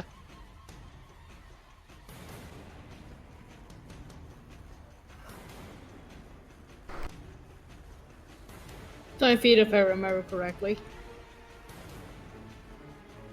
I moved a total of freaking 65 feet. Okay, so you were so 35 feet. 35 feet plus 30, that's 65. You guys were 100 feet away from me. Yeah, you're 35 feet away from him.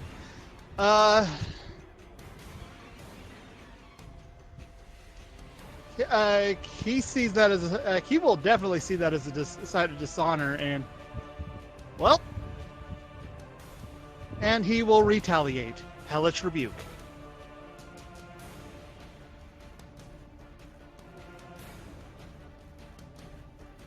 Okay. I'll use my reaction, Arcane Deflection. We're both using. So we're both using it, using our reactions.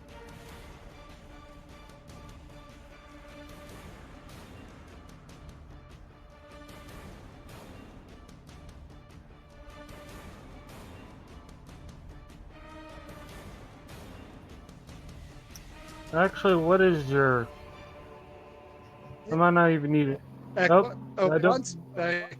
Thing is, though, it's not 2d10. It's okay. I guess it is showing it, but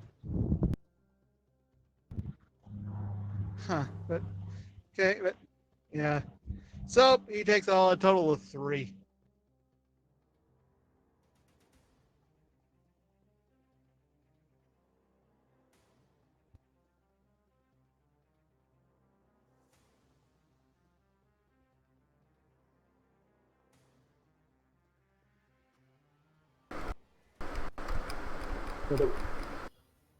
I keep forgetting the whole push to talk.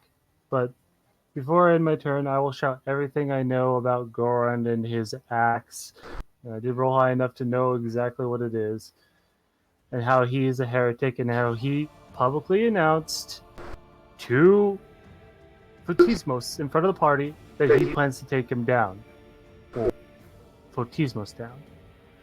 So he literally just declared war on our patron, which means declaring war on both the Elven and Moth folk nation. And that the Axe of Bugluvia has a way of swaying goblinoids. Are you saying this out loud so your allies know what you're doing? Or is this an internal monologue? Okay. Yes, this is what I'm saying out loud so everyone understands what I just did. Okay, because Sete was about to blow you away with a fist spell. Yeah, I figured. Israel is going to give a big gasp. I would like you to make a persuasion check with Sete to stop her from punching you spiritually in the face. Alright. I didn't understand what he did. Mainly because I wasn't paying attention. I just revealed to everyone in the party and Sete about Gordon's true intentions. And about his axe. Why though? What are you gonna get out of this currently? At this moment?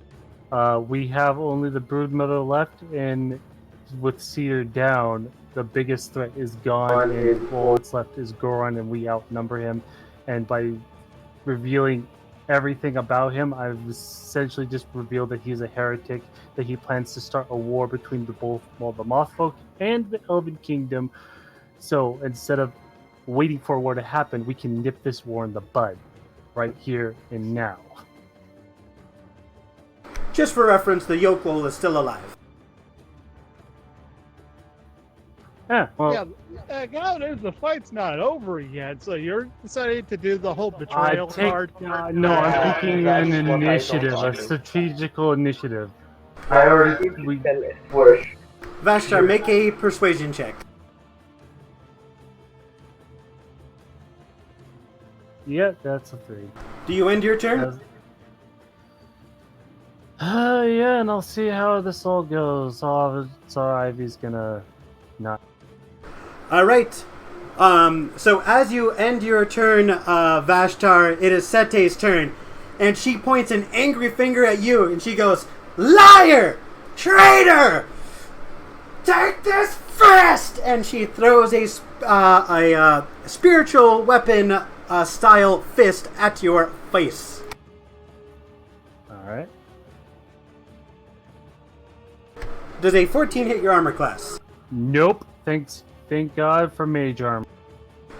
You see, her aim was thrown off by her tear-soaked eyes distorting her vision, and she does nothing but hit the wall behind you.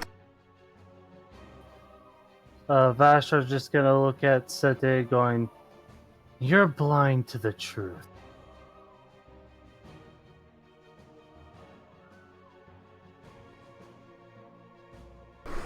Right, the Devil's Eye will give moral support from beyond the grave, making it Ivy's turn. He's giving the moral support to me because I killed. So supportive, even in death. Wow. All right, my dude, what would you like to do? Yeah, Ivy is just gonna right now. She's pissed at what Vashtor just did. She's not gonna shoot him, obviously. But she's just gonna, since the oath bow is currently useless, she's gonna grab her gambler's bow and shoot at the brood.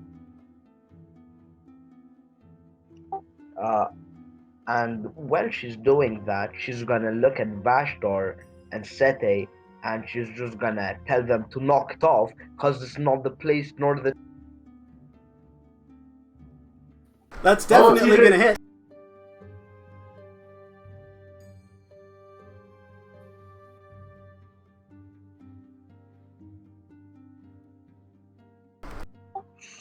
Okay, 18 damage, and let me roll for my second attack. No, not gonna. Actually, gonna use lucky.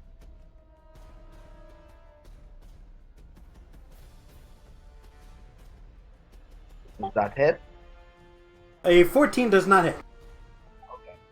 So she takes 18 points of psychic damage. And I 1d8 for plain or warrior. Roll it. 18, 26 damage. Sorry, what? He said 26 damage total. Yeah, Okay, the 8 was from the Planar Warrior, right? yeah.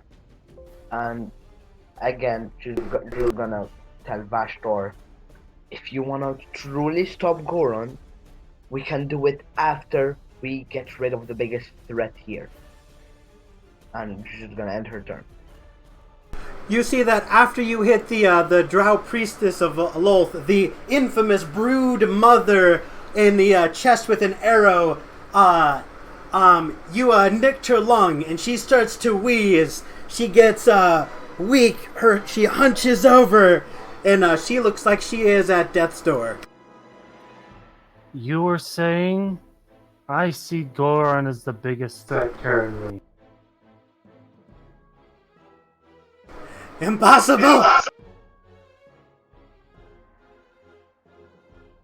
You know what's funny? Ivy really didn't want to kill the Drow mother, but Sidor is dead, so she wants revenge. Ah, what a shame. Alright, as a bonus action, she will take out another potion. Motherfucker!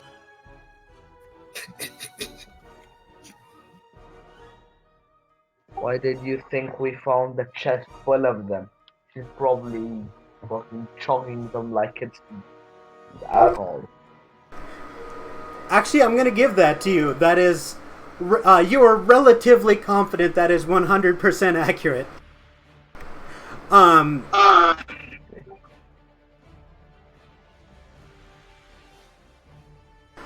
Okay, let me take a quick look at what she can do in this situation. Her options are limited. Yeah. Yeah, she's got an angry hobgoblin in her face, one eye missing. And the moth folk above her. All right, is anyone within 30 feet of her? 2. Very much so. Goran? 5 feet out of range, thank God. Yeah, he's right in her face. All right, I'm Goran. 25 feet above her. All right, Goran. So you are gonna see her nails extend into claws and drip with poison, and she is going to charge at you and take 2 swipes. She's like, "Feel the wrath of the scourge!" And you can hear almost insect-like buzzing as insects crawl from underneath her fingernails as she tries to stab them into your chest. Alrighty. Let's see if she hits. Oh, she doesn't she? Oh, yeah, she only has disadvantage on perception checks. Never mind. Correct. It's a 22 and a 12. The first one hits, the second one doesn't.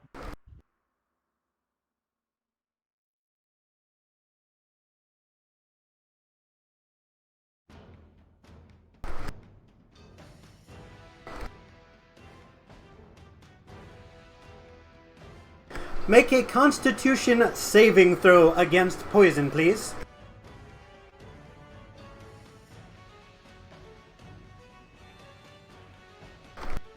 You have the poisoned status condition, so let me narrate this. Her first attack, she swipes, but it's too low as you matrix dodge out of the way. Her claws still midair, she slams it down into the center of your chest. The claws themselves don't do terribly too much damage, but she seeps venom directly into your heart, and you are poisoned. And let me just make sure there's nothing else. That will end her turn. Which will make it the Yoklol's turn. So he's got a slam attack. And he's gonna go to, he's gonna come to his master's aid, and he is going to slam you. Goran? Yes, sir. Alrighty. Was there anyone within melee range of the Yoklol who would have an opportunity attack? Was he within Not that my I'm aware range? of. The only one that did was Cedar, and he's dead. Oh, don't we remember? Make it rest in peace. In pieces right now, since he's kind of made of wood. I hate you so much. Alright, does a 17 hit your armor class? Yes, it does.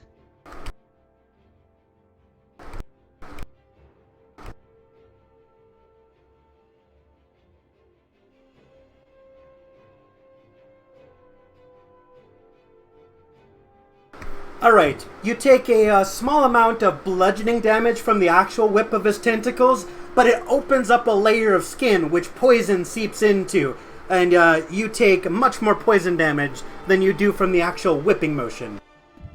Yeah, I'm down. I am down. Have I made you proud, Broodmother? And he dramatically wiggles his tentacles in the air in victory.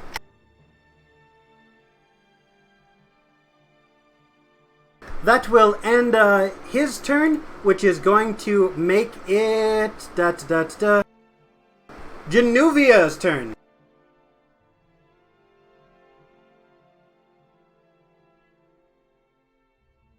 Lieutenant Genuvia the Swift.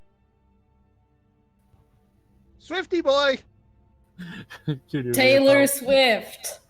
You probably hear my announcement either. Sorry, I had a crowd in front of me. Alright. So, he actually got one eye. He's currently focused on red. Talk closer to your microphone.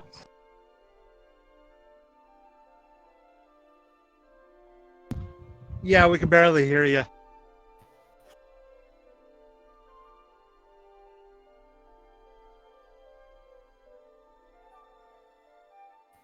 Hello. Alright, can you hear me better? Much better. Lots. Okay. So, seeing as she's got one eye focused completely on somebody else, is it possible to sneak up on her? There are dead bodies to hide behind within 30 feet of you. So roll for stealth.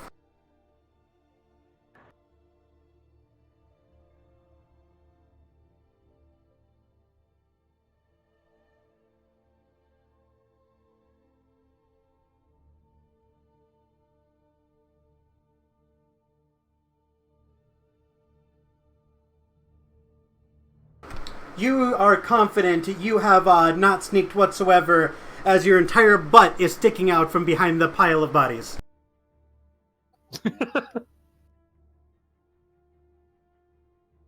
So you moved 30 feet away from your target to get behind the, or 15 feet away from your target, excuse me, to get behind the bodies. You still have 15 feet of movement left. Alright, well, I guess since that didn't work out the way as planned, I'm gonna go ahead and just walk up. Can I?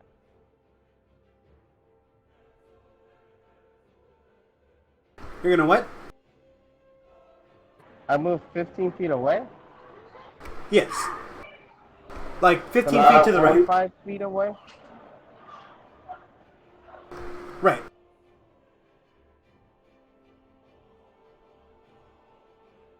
So now, do you have any ranged attacks? I'm gonna throw another 3 shuriken then. Throw it.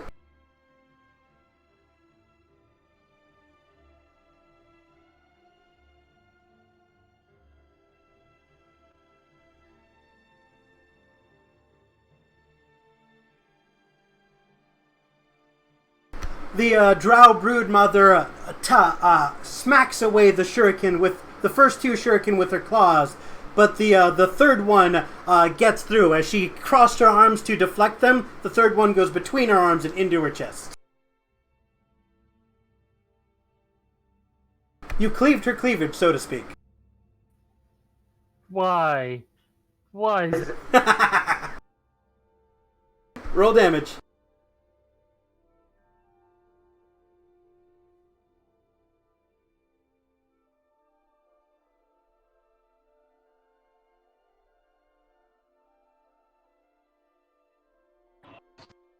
Can you roll for me? It's 1d4 plus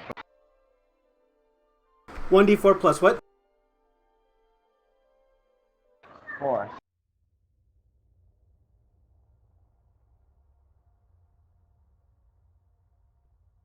You deal 6 piercing damage.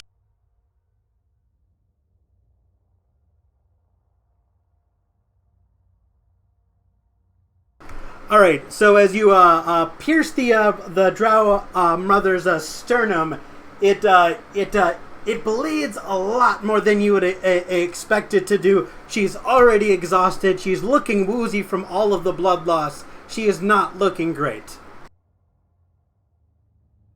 Alright, with that, I end my turn. All right. Drow swordsmen are dead, making it Giz's turn. Okay, I got a question for you, DM, before I go through with this. If I take my spiritual weapon and Macho Man Randy Savage dive on to the Broodmother, will that deal any extra damage other than just the spiritual weapon? That depends. Are you falling with your physical weight behind you, and how Yes. high are you falling from? Maybe 50 feet. Well, fall damage is a thing. It's 1d6 per 10 feet. So, you know what? By the power invested in me by the rule of cool, I declare that 5d6 extra damage would be added to your attack. Okay, I'll swig my greater healing potion and do that. You're crazy. You're a fucking daredevil. I will also say that if you miss, you take that fall damage. Do you still want to go? I chug the potion. Okay. All right. my spiritual weapon it flips up into my hand, and I slither in up there, and I drop down. Ah, I kind of want this to hit. Pretty sure it does. Hell yeah! Roll that damage. Watch, it's a bunch of ones. She's on the brink of... Oh! Narrate to us how you slay the Broodmother. So I fly up, my spear spins into my hand, and I pretty much try to Batista bomb my spear, and it goes straight through the Broodmother. You hear a... as she vomits up blood into your face. Your spear goes all the way through the chest and into her lower intestines. God sprays out like a geyser, and she is fucking dead. You pin her to the ground like a flag. Gizhill makes a small woo covered in blood. Alright, I would like you to make a perception check for me. Alright. Hopefully this will go better than I wonder why you're making these perception checks. I'm curious what the fuck's going on. Nat 20. You see her, with her last ounce of strength, pull out a detonator from her hand and try to push the button. You can make a reactionary attack, athletics check, or acrobatics check to get to the detonator first. Oh fuck. Attack, right? That's an option. You can attack her hand. With anything? Yes. Okay. Then to get the highest percentage chance that I can hit it, I'll do Scorching Ray. Alright, let it rip. Probably a bad idea because this is an explosive, but whatever. Oh, it's just a detonator to detonate explosives. So I think burning that will be...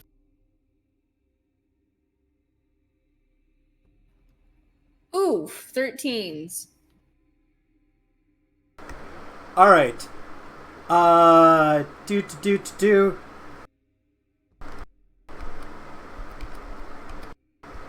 Alright, so, despite the fact that the scorching rays themselves, wait, let me take a quick look, yep.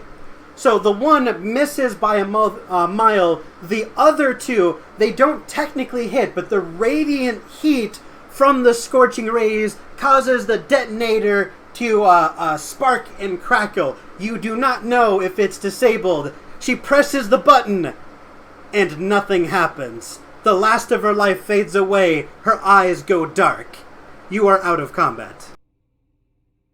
All Wait, right, does the Yoctul disappear? Yes. He was summoned forth by her, and as she dies, he is flung back into the plane from which he came. Rhyme not intended. Alright. With that said, Vashtar's gonna do a short sword, wield it backhandedly, walk over to Goran, stand over his body, and look down at him, going, Alright, so my character's still dying, so. yeah. And Vashtar's going to say, job's done. Truce over. As he lifts up the sword and impales him in the chest. Why the hell would you do that? I explained to you why. I know, I'm just saying that in character. Okay. Wait, I explained it in character as well. Alright, as you go to stab your ally, Sete, freaking out, thinking you're a traitor, intercepts your attack with a fist spell, slamming you for 18 damage. What the hell is wrong with you? Is Vashtar talking? What was the hit? Okay. Oh, she hit for 17? Shield. She hit for 24. 24? Wait, what? Where? Oh. She rolled a 17 plus 7. Never mind. Okay, so she dealt 18 damage. And after she hits me, Vash is going to say, I explained to you everything. Traitor! You would Okay. watch your own kingdom burn? You would let millions die and follow you into the afterlife? He wouldn't do that! He's our ally! Goran would defend Really? himself if he wasn't dying! Recall what he said earlier. Back at the freaking... What he said in front of Photismos. I look forward to taking you down. Those were his words exactly. You're lying! Not exactly, but my character's kind of there. Yeah, He can't really defend himself here. that's the closest I could get to what you said that day. Okay, cut me some slack. Alright. Gizrael does this. Okay, Vashtar, chill it, alright? Now, I might not have been here, but that was our friend who's currently lying on the floor, okay? Bleeding out. Godazar even declared him a heretic, Giz. And you're going to question that? Now, I see that he is a heretic, and that's a bad thing. But many people have redeemed themselves over the years from being a heretic. And you said that he got worse once he got the axe, right? Simple. Just throw the axe away. There's a pit of lava outside. I intend to do just that, but what makes you think he won't continue his crusade? Are you willing to risk millions on that? I am for a friend. He's our friend, and if you say it got worse once he got the axe, then I believe that it's from the axe. He was pursuing the axe to achieve his goal. It didn't get worse. He was always like, All right, Xeno, do you want me to roll death saves while they're busy bickering each other? Yes, you should have rolled 1 as soon as you went down, and then roll 1 after combat is over. I'm drinking a fucking potion during this conversation.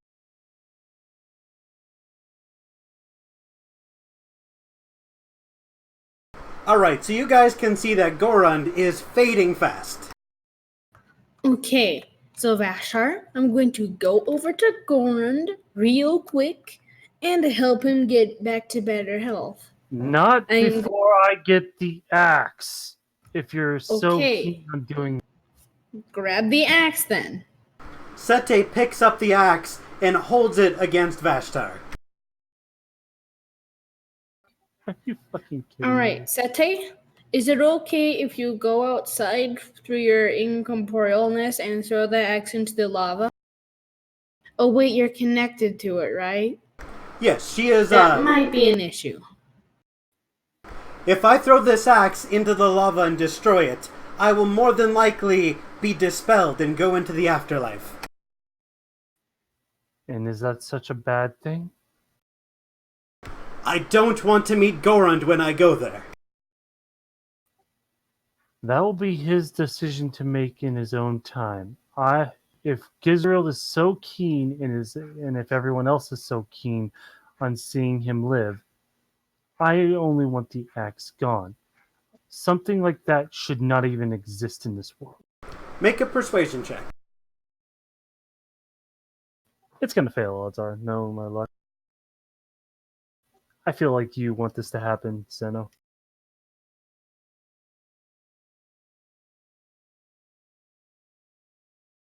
Actually, I feel like everyone wants this to happen. 15. Alright, you convince her to take the axe over the pit of lava and destroy it. She does the thing where she points at her eyes and points at you, and slowly walks away with the axe. Before she does this, I give her a big old ghost hug. She has this semi-tangible form, so you go partially through her, but you can still feel her hug you back.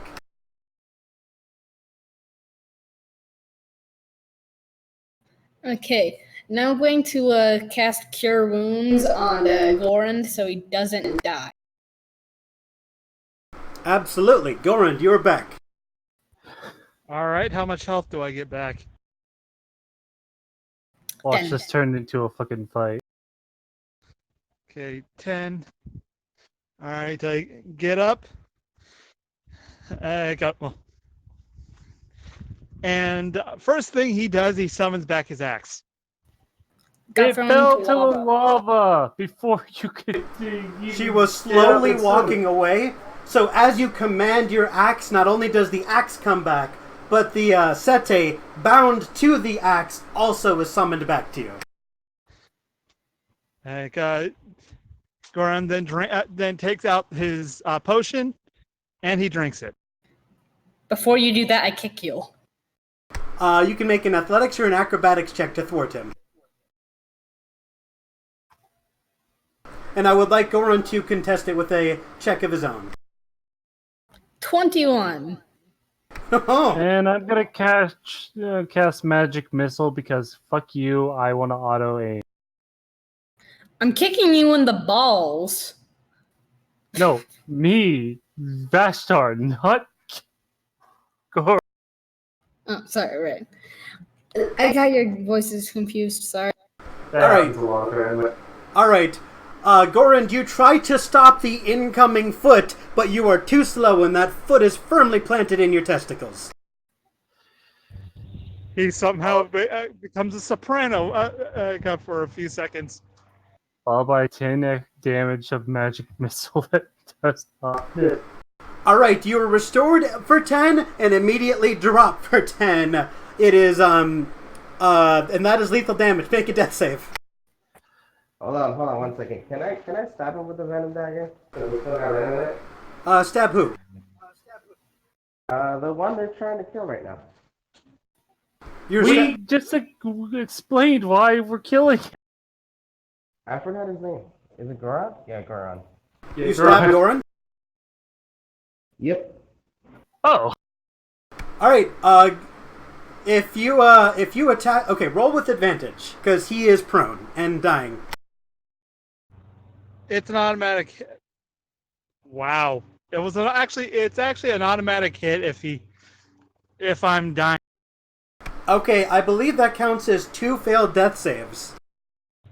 If I'm not mistaken. So that's All 1 right, success, 2 failures. Don't forget that he's poisoned too, so he probably would have died on top of dying. All right, but okay, can I do the whole death thing before for this? Yeah, if he's attacking you with a poison dagger, you're a fucking goner, my dude. Alrighty. Goran goes, Solaris of Methus. And I die, the axe shattering before your eyes. The axe shatters into the various pieces that you collected beforehand. With the axe no longer in one piece, Sete poofs out of existence. The last thing you hear her say is her reaching towards Genuvia with a mystical fist, going, "You son of a bitch!" She casts her fist, but she poofs out of existence, and the fist poofs out, just blowing your hair back. As Goran dies, I just wanted to say, Goran, you shithead! And then I'm going to go over to Cedar and use a Revivify on him. I don't know if that'd be wise. Why? Well, this is All right. it's still your decision to make, but out of character, he did compel Cedar to join his little thing. Again, totally your decision if you want to revive Cedar, but Okay. I see bad things. Vashtar. How the axe works? So long the axe does not work anymore if the user is dead. Okay, well, So he's not bound by that. okay, well, I didn't know that. All right, all I assumed was, okay, we revive him. You killed my master, Cedar Smash, and You see, the wooden body of Cedar does not move as you cast Revivify, and you hear clawing and biting from within. what? It's Groot. I look deeper into the man, the band boy, the dead man. You see a goblin claw his way out, punching his hand through the wood, and he puts his arm up, drags himself out of the wooden coffin, and goes, "Cedar is free!" Well, his curse was lifted, I guess.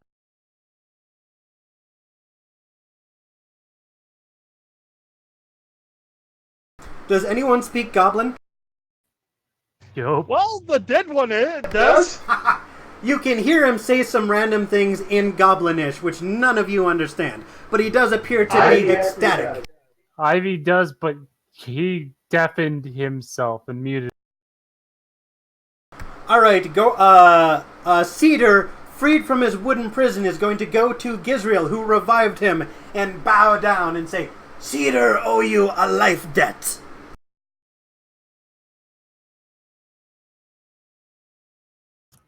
Gizrael blushes and scratches the back of his head. Well, I just cast a revivify on you. I don't really see that as a life debt kind of thing. Cedar was cursed, then Cedar was dead, now Cedar is neither. Thank you! And the tiny goblin will hug you. Well, what? Hug. I reciprocate the hug. He's a little bit pokey, but because he's still got splinters on him, so it's a slightly uncomfortable. But he will let go and sort of dance around, and he will start doing a ritual goblin dance. So Geneva's gonna say, thank you very much. I'm sorry that I wasn't here sooner. I just had several other missions. I got several more other missions to do. But on the Queen's orders, you tell anyone I was here, I'll be back for you. All right, What? Zeno. Yes, sir. Just for the end bit, mind if I bring in Dustin?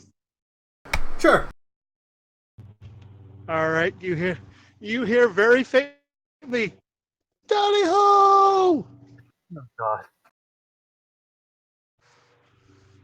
Okay. They're still underground, right? Yes. Speaking of, how will we get out? You destroyed the bridge, remember? Yeah, so how will we get out? Also, the scroll that got you down here was consumed. I feel like you intentionally trapped us here, Zed. You see the place around you start to crumble. I'm gonna need everyone to make investigation checks, and fast. Jesus. Well, my character's dead, so guess everybody's joining me. Oh no. 10. That's wrong, Jet, buddy. Oh, thank God.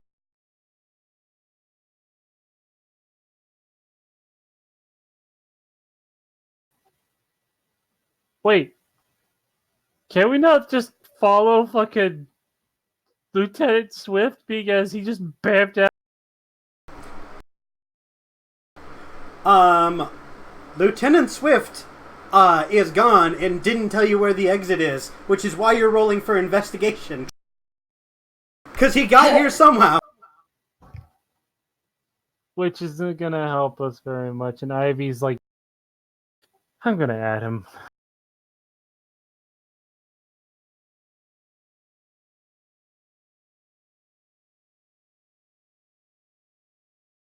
Or actually, you have Dustin in here, right? He said he was gonna bring him in, but you never said he came in or made his announcement. So One second, I'm gonna go grab his Beyond character sheet. Okay, I'll wait for that, because this is important. By the way, where's Tiger? In the birdcage, still in your party's possession. Alright.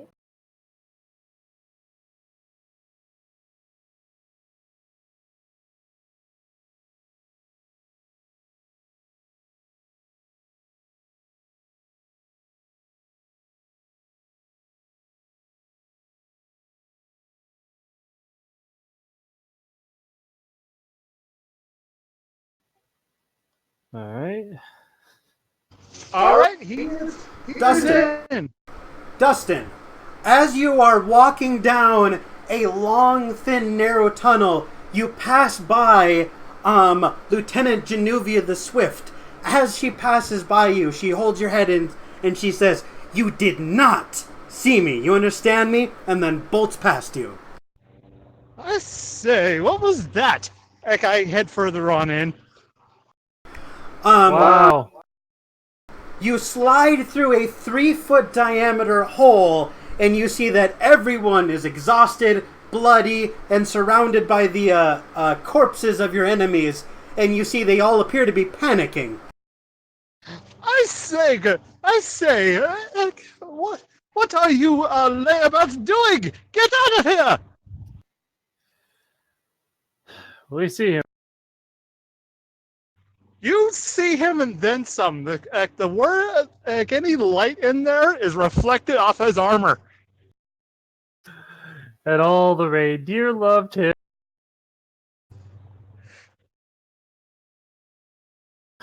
Yep, we're gone. We're running. Okay, so Dustin, the way you got in here is because you are personally friends with the rock gnomes that like to tunnel underground on the island of Leodoptera, and one of them showed you a shortcut. You see the cave system you are currently in is crumbling, and rocks are starting to fall and crash around you. Yeah, he's going, come on, you layabouts, get out of here! Like I said, we're running. Yeah. I said that multiple times. We are definitely running. Again, he's running along at his rapier and his shield clattering against each other. Oh, by the way, I did pick up Cedar, and I'm bringing him with me, like giving him a piggyback ride, because I'm pretty sure goblins are slower than mouthful. Yeah, he's like 3 feet tall, like 50 pounds. I would like everyone to make an acrobatics check to dive into this tiny, thin hole. You need to do it quickly. It's very small and awkward. A 21. Dustin, you shoot back into this hole with your arms behind your back and just sort of slide through.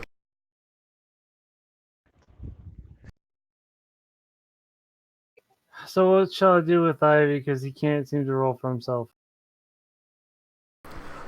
Cedar tries to help you, Giz, and he falls on his face. And you said check or saving throw. So these are acrobatics check to avoid needing to make dex saves against the falling boulders. So, Vashtar, I'm going to need you to make an acrobatics check to get into that hole quickly. Wrong chat. General.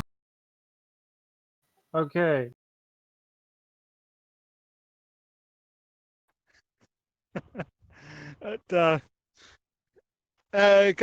Dustin sees that there's nobody around him, and he holds out his arm. He goes to the hole, holds out his arm. Come on!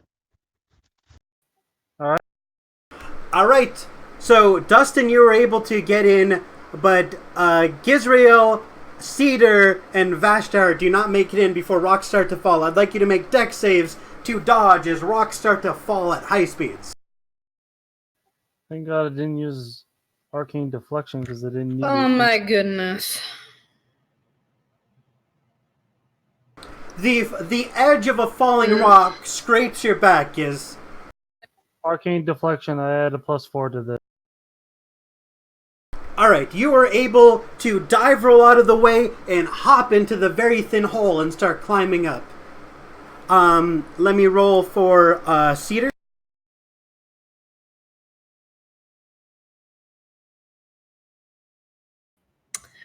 My spiritual weapon is still with me, right? Yes, and you watch as Cedar is clonked on the head and knocked unconscious by falling rubble. I want to... Does it take an action to pick up Cedar? Bonus action. Okay, a bonus action, pick up Cedar, turn my spiritual weapon into a shovel, and have it start digging. I'll allow it. You dig the hole wider, and begin climbing with everybody else. I'm just going to assume that Ivy succeeds since he's not currently available, and you all start climbing through. It takes about 15 minutes for you to get through, and you can hear the chamber collapsing behind you. After about 15 minutes of crawling through this cramped, narrow hole, you find yourselves at a campsite with a bunch of rock gnomes and their domesticated ankylosauruses.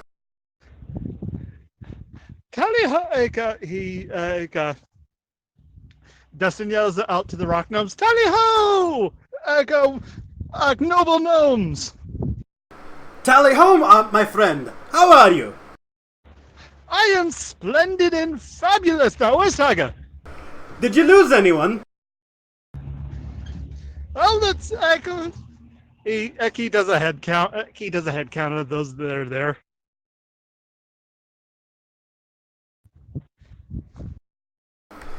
All right. You see that Gorund is missing from the party. I say, where's that? Where's your dour hobgoblin friend? He was a heretic.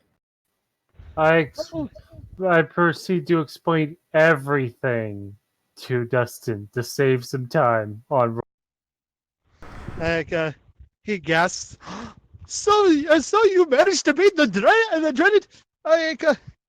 dreaded goblin with the bloody axe? Oh, we're brothers! He gives you a hug with all four arms. I'm not a hugger. My friends, perhaps you should take a long rest. The beds in the pueblo aren't the most comfortable, but they're better than sleeping on the floor. Oh, Also, do you have a river nearby? I'm kind of all covered in blood. Gizrel's normally white fur is a nice crimson right. There's some groundwater up ahead, but I warn you, it's very cold. I'm fine with that. You see, there's about a 20-foot diameter pool of stagnant water.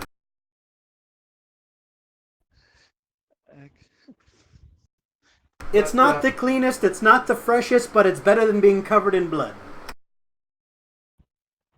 He says, after the hug, oh, pardon me, where are my manners? My name is Sir Destin of House Glitterbane, descendant of the great Fluffy, who took down the previous dreaded goblin with the bloody axe. Really? So you have a history with this axe? Cedar suggests you watch what you say about goblins. We're good people. Oh, I wasn't talking about you noble splintery goblin. Cedar is very noble. Cedar single-handedly saved the day on multiple occasions. Oh, then then you'll be praised. I mean, heck, and yes, but I am well acquainted with the dreaded bleeding axe. Matter of fact, my ancestor Fluffy, his shield is a red shield is hanging above our fireplace. Don't go near it. Okay, that's a tendency. Don't go near the fire though. It has a tendency to singe. He shows some short blackened bits on his fur, on his hands. Oh God. So Vastro's gonna look at Dustin and go, so tell me, can it be destroyed? As far as I know, no. But the fact that, from what I remember, according to the history, that when the wielder dies, it shatters. As you say that, you can hear whistling from the distance. Through the tunnel, you see the multiple fragments of the axe fly forward. They get to an empty area and split and fly in different directions, scattering across the Can world. I attempt to at least grab one? You certainly can. You can make a sleight of hand or acrobatics check. I'm going for acrobatics because fucking wait. Yeah, it doesn't matter. Yeah, Dustin's too surprised by this to actually help out.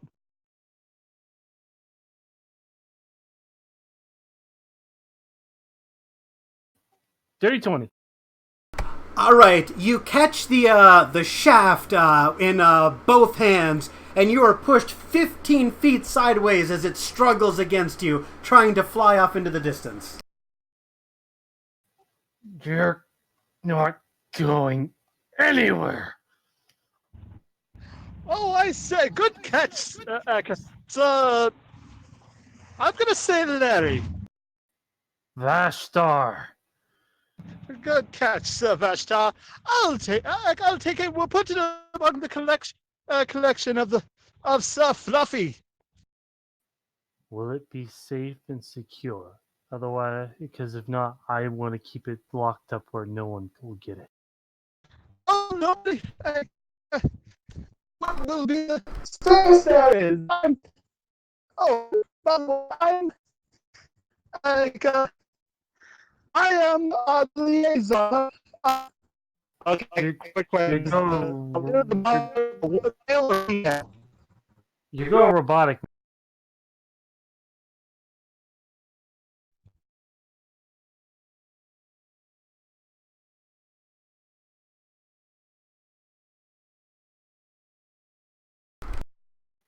Speak. You see an ankylosaurus casually walk up and try to bite the shaft. No, no, stop. Cease, desist. Zeto, don't take this away.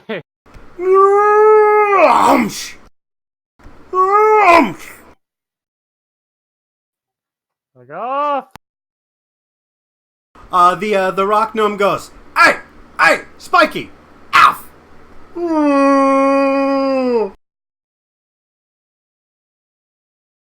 I recommend you all take a good long rest and head to your destination. I hear you're bringing peace to the lands.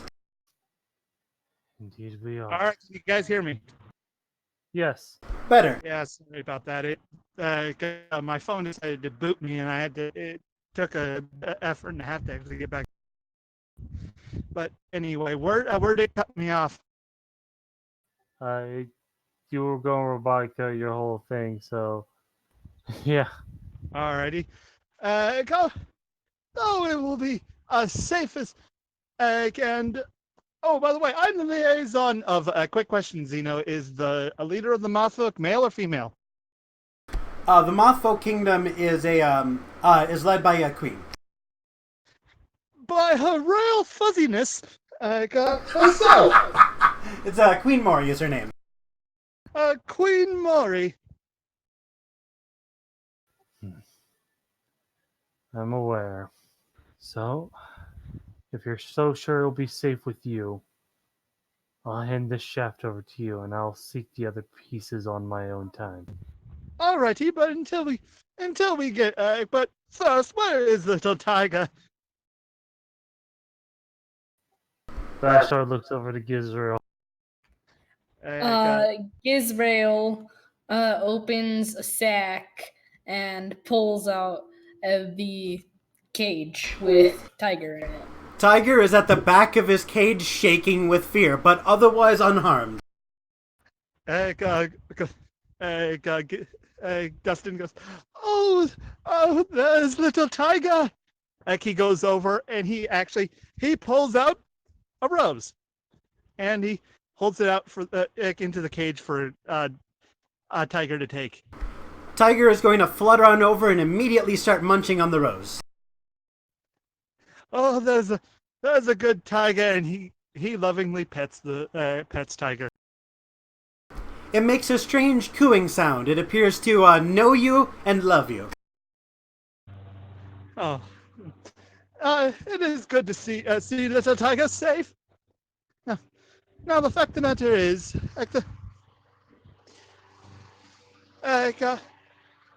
I am sorry I was late. I was actually supposed to meet you halfway, but I kind of got distracted.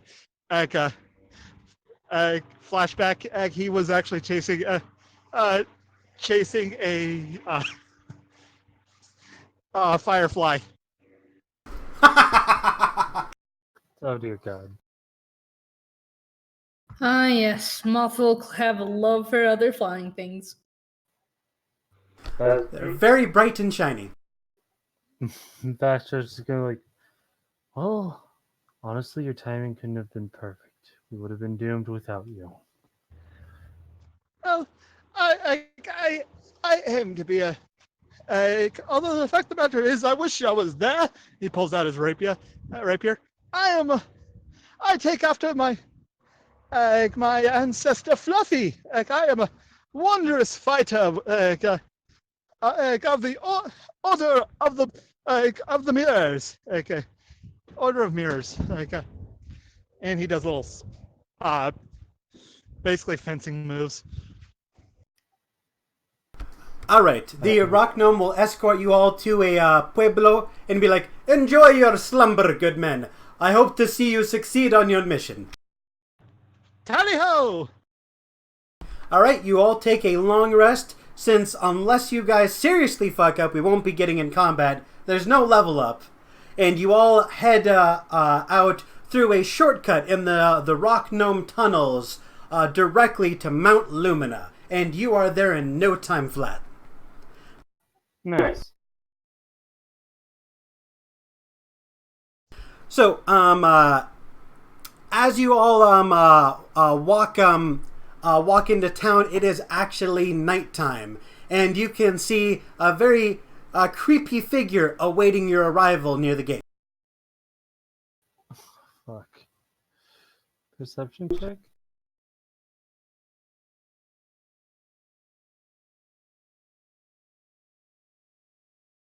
No, this is not a .exe. No.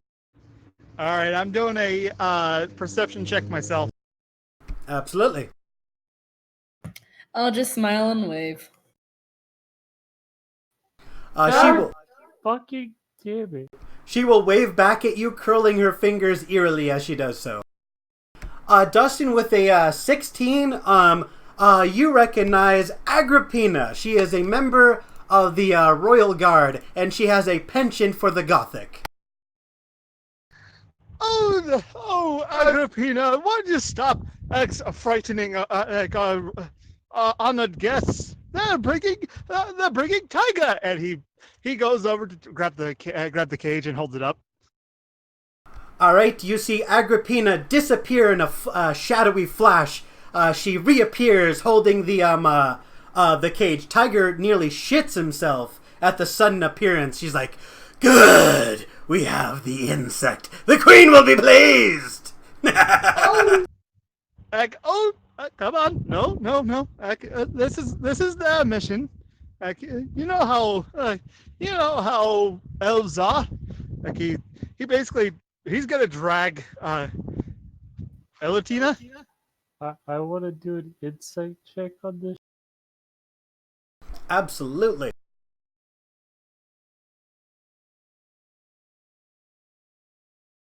Why, Avery? With a 7, you genuinely believe this woman is a force of pure evil and will shank you if given the opportunity. Dustin knows better.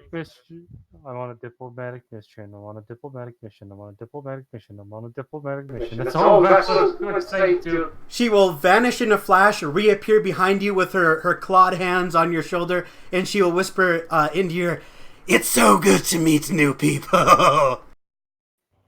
You're intentionally doing this on purpose. You're an ass. I've heard of you, Vashtar, and I must say that I am a fan.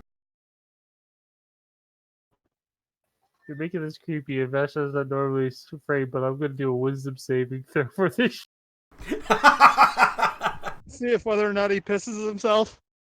Son of Avery! You are saving terrible. throw. Arcade deflection. +4. Alright, so with a 13, you manage to maintain your composure, but your knees are shaking. Dustin, you are used to this behavior. You know that's just how she talks, and she doesn't mean anything by it. But you can tell that Vashtar is shitting himself. Dustin actually starts laughing, going, "Oh, dear, this she means no harm. She's just weird." Like he basically bats her away like. Actually, no, wait. He somehow conjures a squirt bottle and starts spritzing her. Wait, The- just to calm Vashtar's nerves, would he know of this kind of behavior like common among most Moth folk, or is this just something? You've never heard of this being common, and Dustin, you know this is specifically this character who does this. As you spray her with a squirt bottle, the ominous glow from her eyes vanishes, and almost like a cat that's been disciplined, she sort of pet, pet, pet, and her ominous presence immediately dissipates as she turns into a cowering cat-like creature. See, she's harmless. He pats her on the head. Yeah, getting your fur wet's kinda bad. Kinda feels awkward. Don't Note get my to antenna self. wet! Note to Oh. self: learn the create water spell. Like like Dustin goes, "Oh, don't worry. I go, oh, it's fine. You'll dry off. Besides, you do for your bath."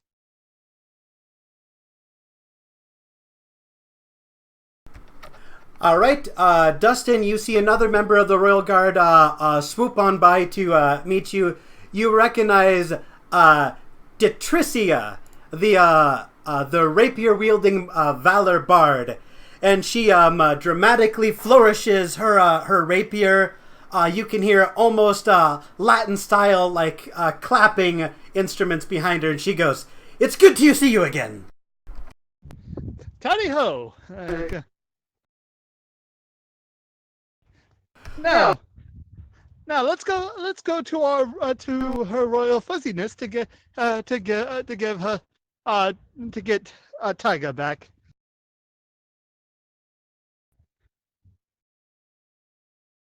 All right, you make your way through the castle unobstructed, and you can see there is a one of the noblemen waiting outside to introduce himself. Come with me. Let me escort you to Queen. Mori has been waiting. So, the word tells me, and the word travels very fast, that you had some sort of encounter with these Moth-eater creatures. Is that the case? Quite a few, actually. And About 5. in fact, we encountered the Drow, who were still alive and kicking, and were creating a massive moth eater, which they had planned to use to attack this king. Drow, huh? Such vile creatures. I thought we disposed of them all, but I suppose even the most hardy of rats, a few managed to get away. Thank you for dealing with that problem.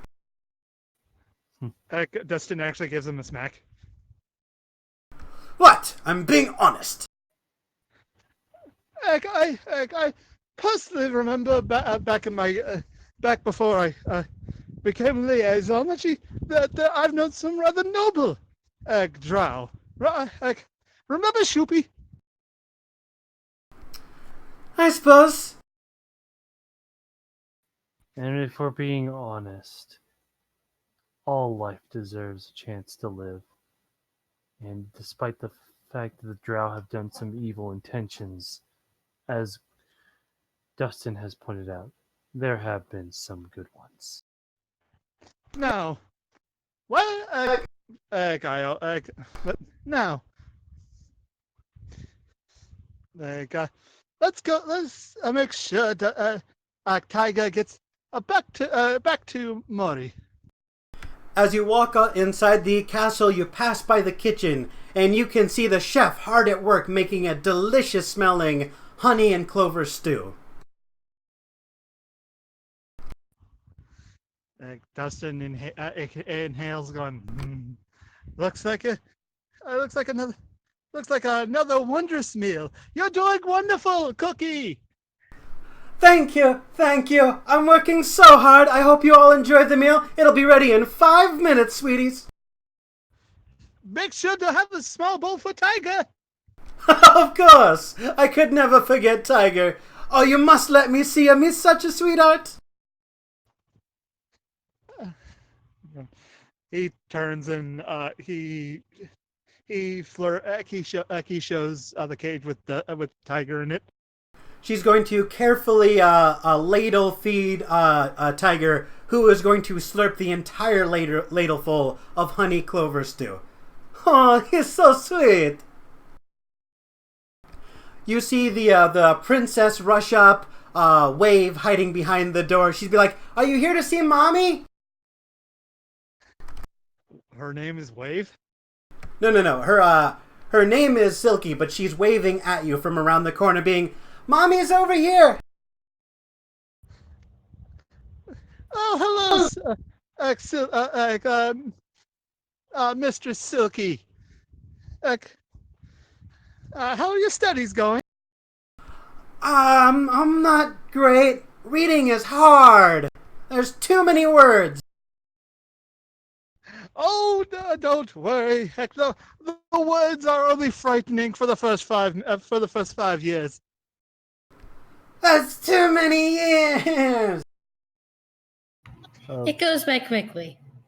Vashtar steps forward, kind of kneels down before the Silky and kind of says, "You know what would probably make it fast? What's that? Is if you have more of you." And I cast mirror image on myself to make duplicates of myself. That's such a neat trick. Do it again. Do it again. Do it again, she said. She's clapping and she's requesting an encore. Vashtar just smiles and goes, "All right. You see me, right?" I do. "Are you sure?" As I cast Misty Step and appear right behind her. Oh my god! Wizardry!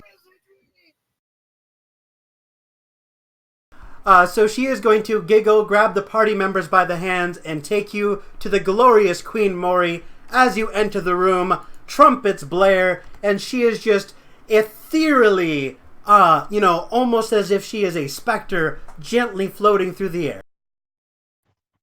Queen Mori settles into her throne and awaits your arrival. Dustin, takes kneels in front of her before presenting Tiger. Vashtar will kneel before her and keep his head lowered. As you guys will pretty much lay flat on the floor. As you do, the princess Princess Silky is going to sit on you and be like, "What are you doing?" So,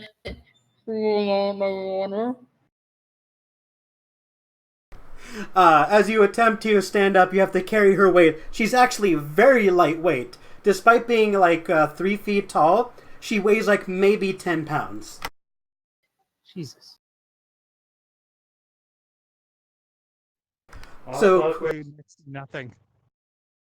Queen Mori will wave her hands, the trumpets will cease, and she will say, I have agreed to an unconditional ceasefire. Should you bring Tiger back home, I expect him to be completely unharmed.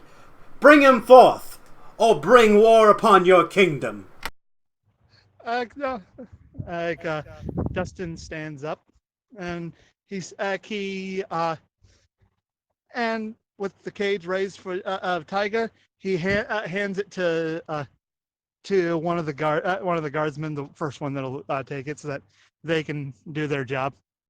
You will see about a half a dozen wizards, sorcerers, and warlocks all start to wave their hands, detecting Tiger for any misplaced follicle of hair. But they determine that he is completely unharmed, and they return him to Mori. "My queen, Tiger is completely unharmed. They have done as they promised." Queen Mori will be like, "Oh, so it is. It's good to see you again, Tiger." She will put him back on the mount next to the throne and say, "Well, you have brought peace to our kingdoms, and you should be rewarded. Is this enough gold?" And a pile of gold up to each of your heads appears in front of you. It's your responsibility to take it back, but it's yours for the keeping. Vashtar just looks at it, kind of nods, goes, "I'm honored by your generosity. And as a token of our newfound friendship," Vashtar's going to stand up, reach in his cloak, and pull out the white tome of Photismos. The relic is real! Dustin's jaw hits the floor. No, proboscis hits the floor. I'm sad to say I had to use it once, but still has 2 uses left, and it is perfectly intact. The half a dozen mages rush over to the book and eagerly await to inspect it.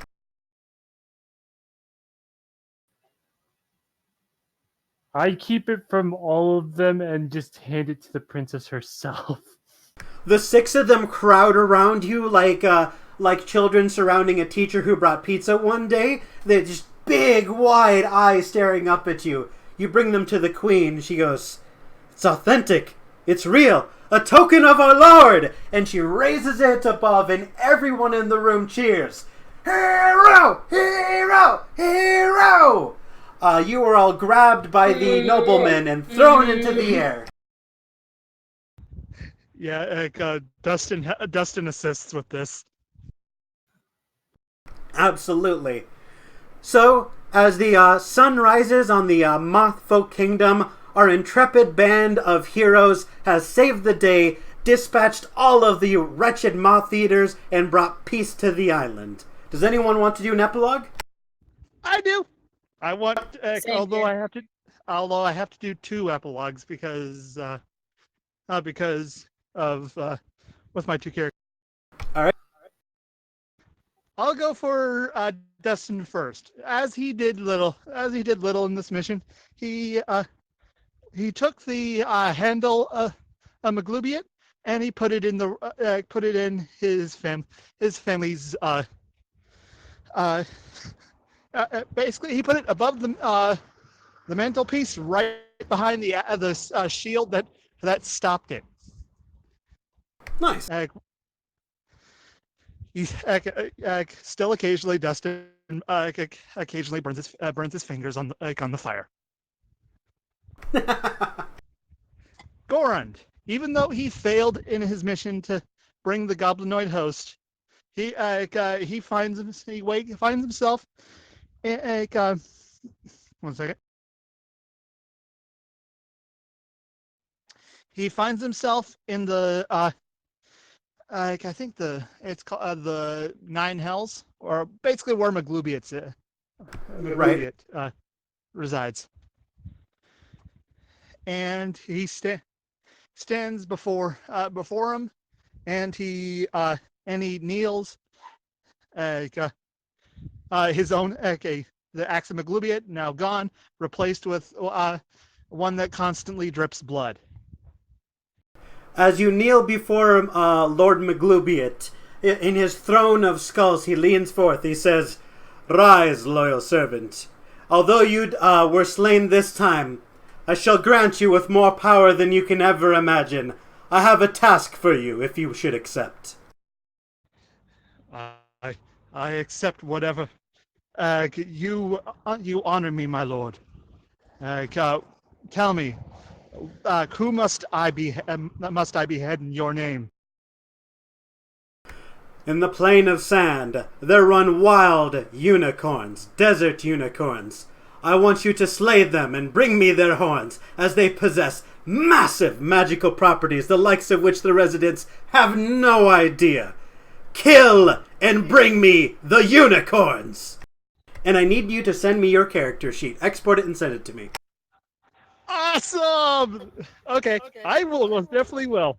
He smiles, going, "Your wish is my command." my command. Lo Maglubiet. And this is the origin story to the movie legend. Okay. All right. So, let just in order. Gizriel, what is your epilogue? After getting the very hefty donation from from the Queen, Cedar and the Gizrael go to build a cottage, just like in the middle of Lepidoptera, or whatever the name of this place is. I keep forgetting it. Um, and I built a cottage and I put a picture of everyone from our journey up on there and just, have a good time with my goblin friendo. Absolutely. Vashtar, what is your epilogue? As he promised, after he returned to his kingdom to the Azure Princess, he asked for some leave as he sought out the remaining two pieces of the axe, and he locked one away inside a safe that he can only get to and that only he knows, and he discarded the other one inside the lake, the continent's lake, so that way no one could obtain it easily.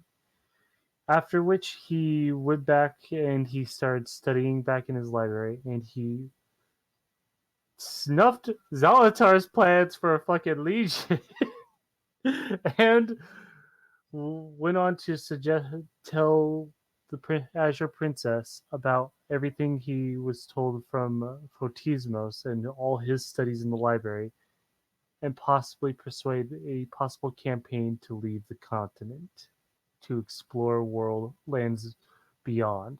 But first, they would have to deal with the Moth Kraken. All right, you are able to assemble an army of brave men who dare to oppose the Moth Kraken. You can see this mighty beast looming over you. You charge into battle, freeze frame, and we shall pick that up another time. Wait, what? Oh shit! I need you to export your character sheet and send it to me. Oh fuck, he's only level 5. That's not gonna be much of a help. Well, Goron's only level 5, so. By the way, Ivy. did Goron die? No, he is, Gorand is dead. He was slain. Lieutenant Genuvia the Swift stabbed him with a poison dagger. The poison took hold and killed him. Oh my god. Ivy, you are amongst your friends. You have just been rewarded with your weight in gold for bringing Tiger back unharmed. I would like you to present to us your epilogue. Well, since Ivy has had enough, she mainly is gonna attempt and meet up with the bandit, not bandit, but quote unquote bandit camp that was drows that were hiding, who Ivy aided, and just go help them find a normal route instead of the evil route they were doing, killing people for no reason sometimes.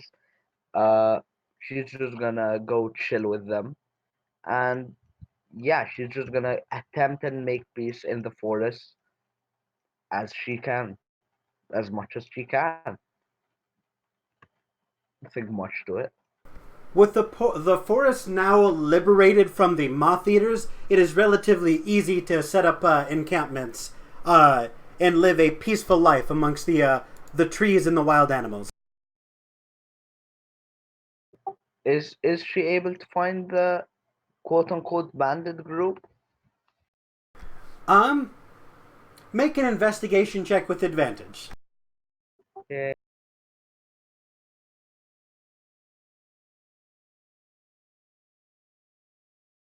You are unable to track down the I'm using bandit. lucky. Nope, no, don't take this. I'm using lucky.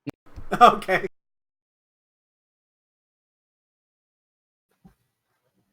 And obviously, I probably would have prepared for that kind of fight. So I'm assuming it won't be. Yeah, I'm sure it won't be an easy fight, but I'm not.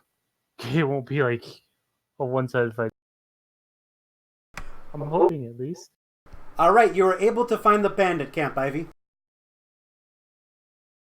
Hell yeah.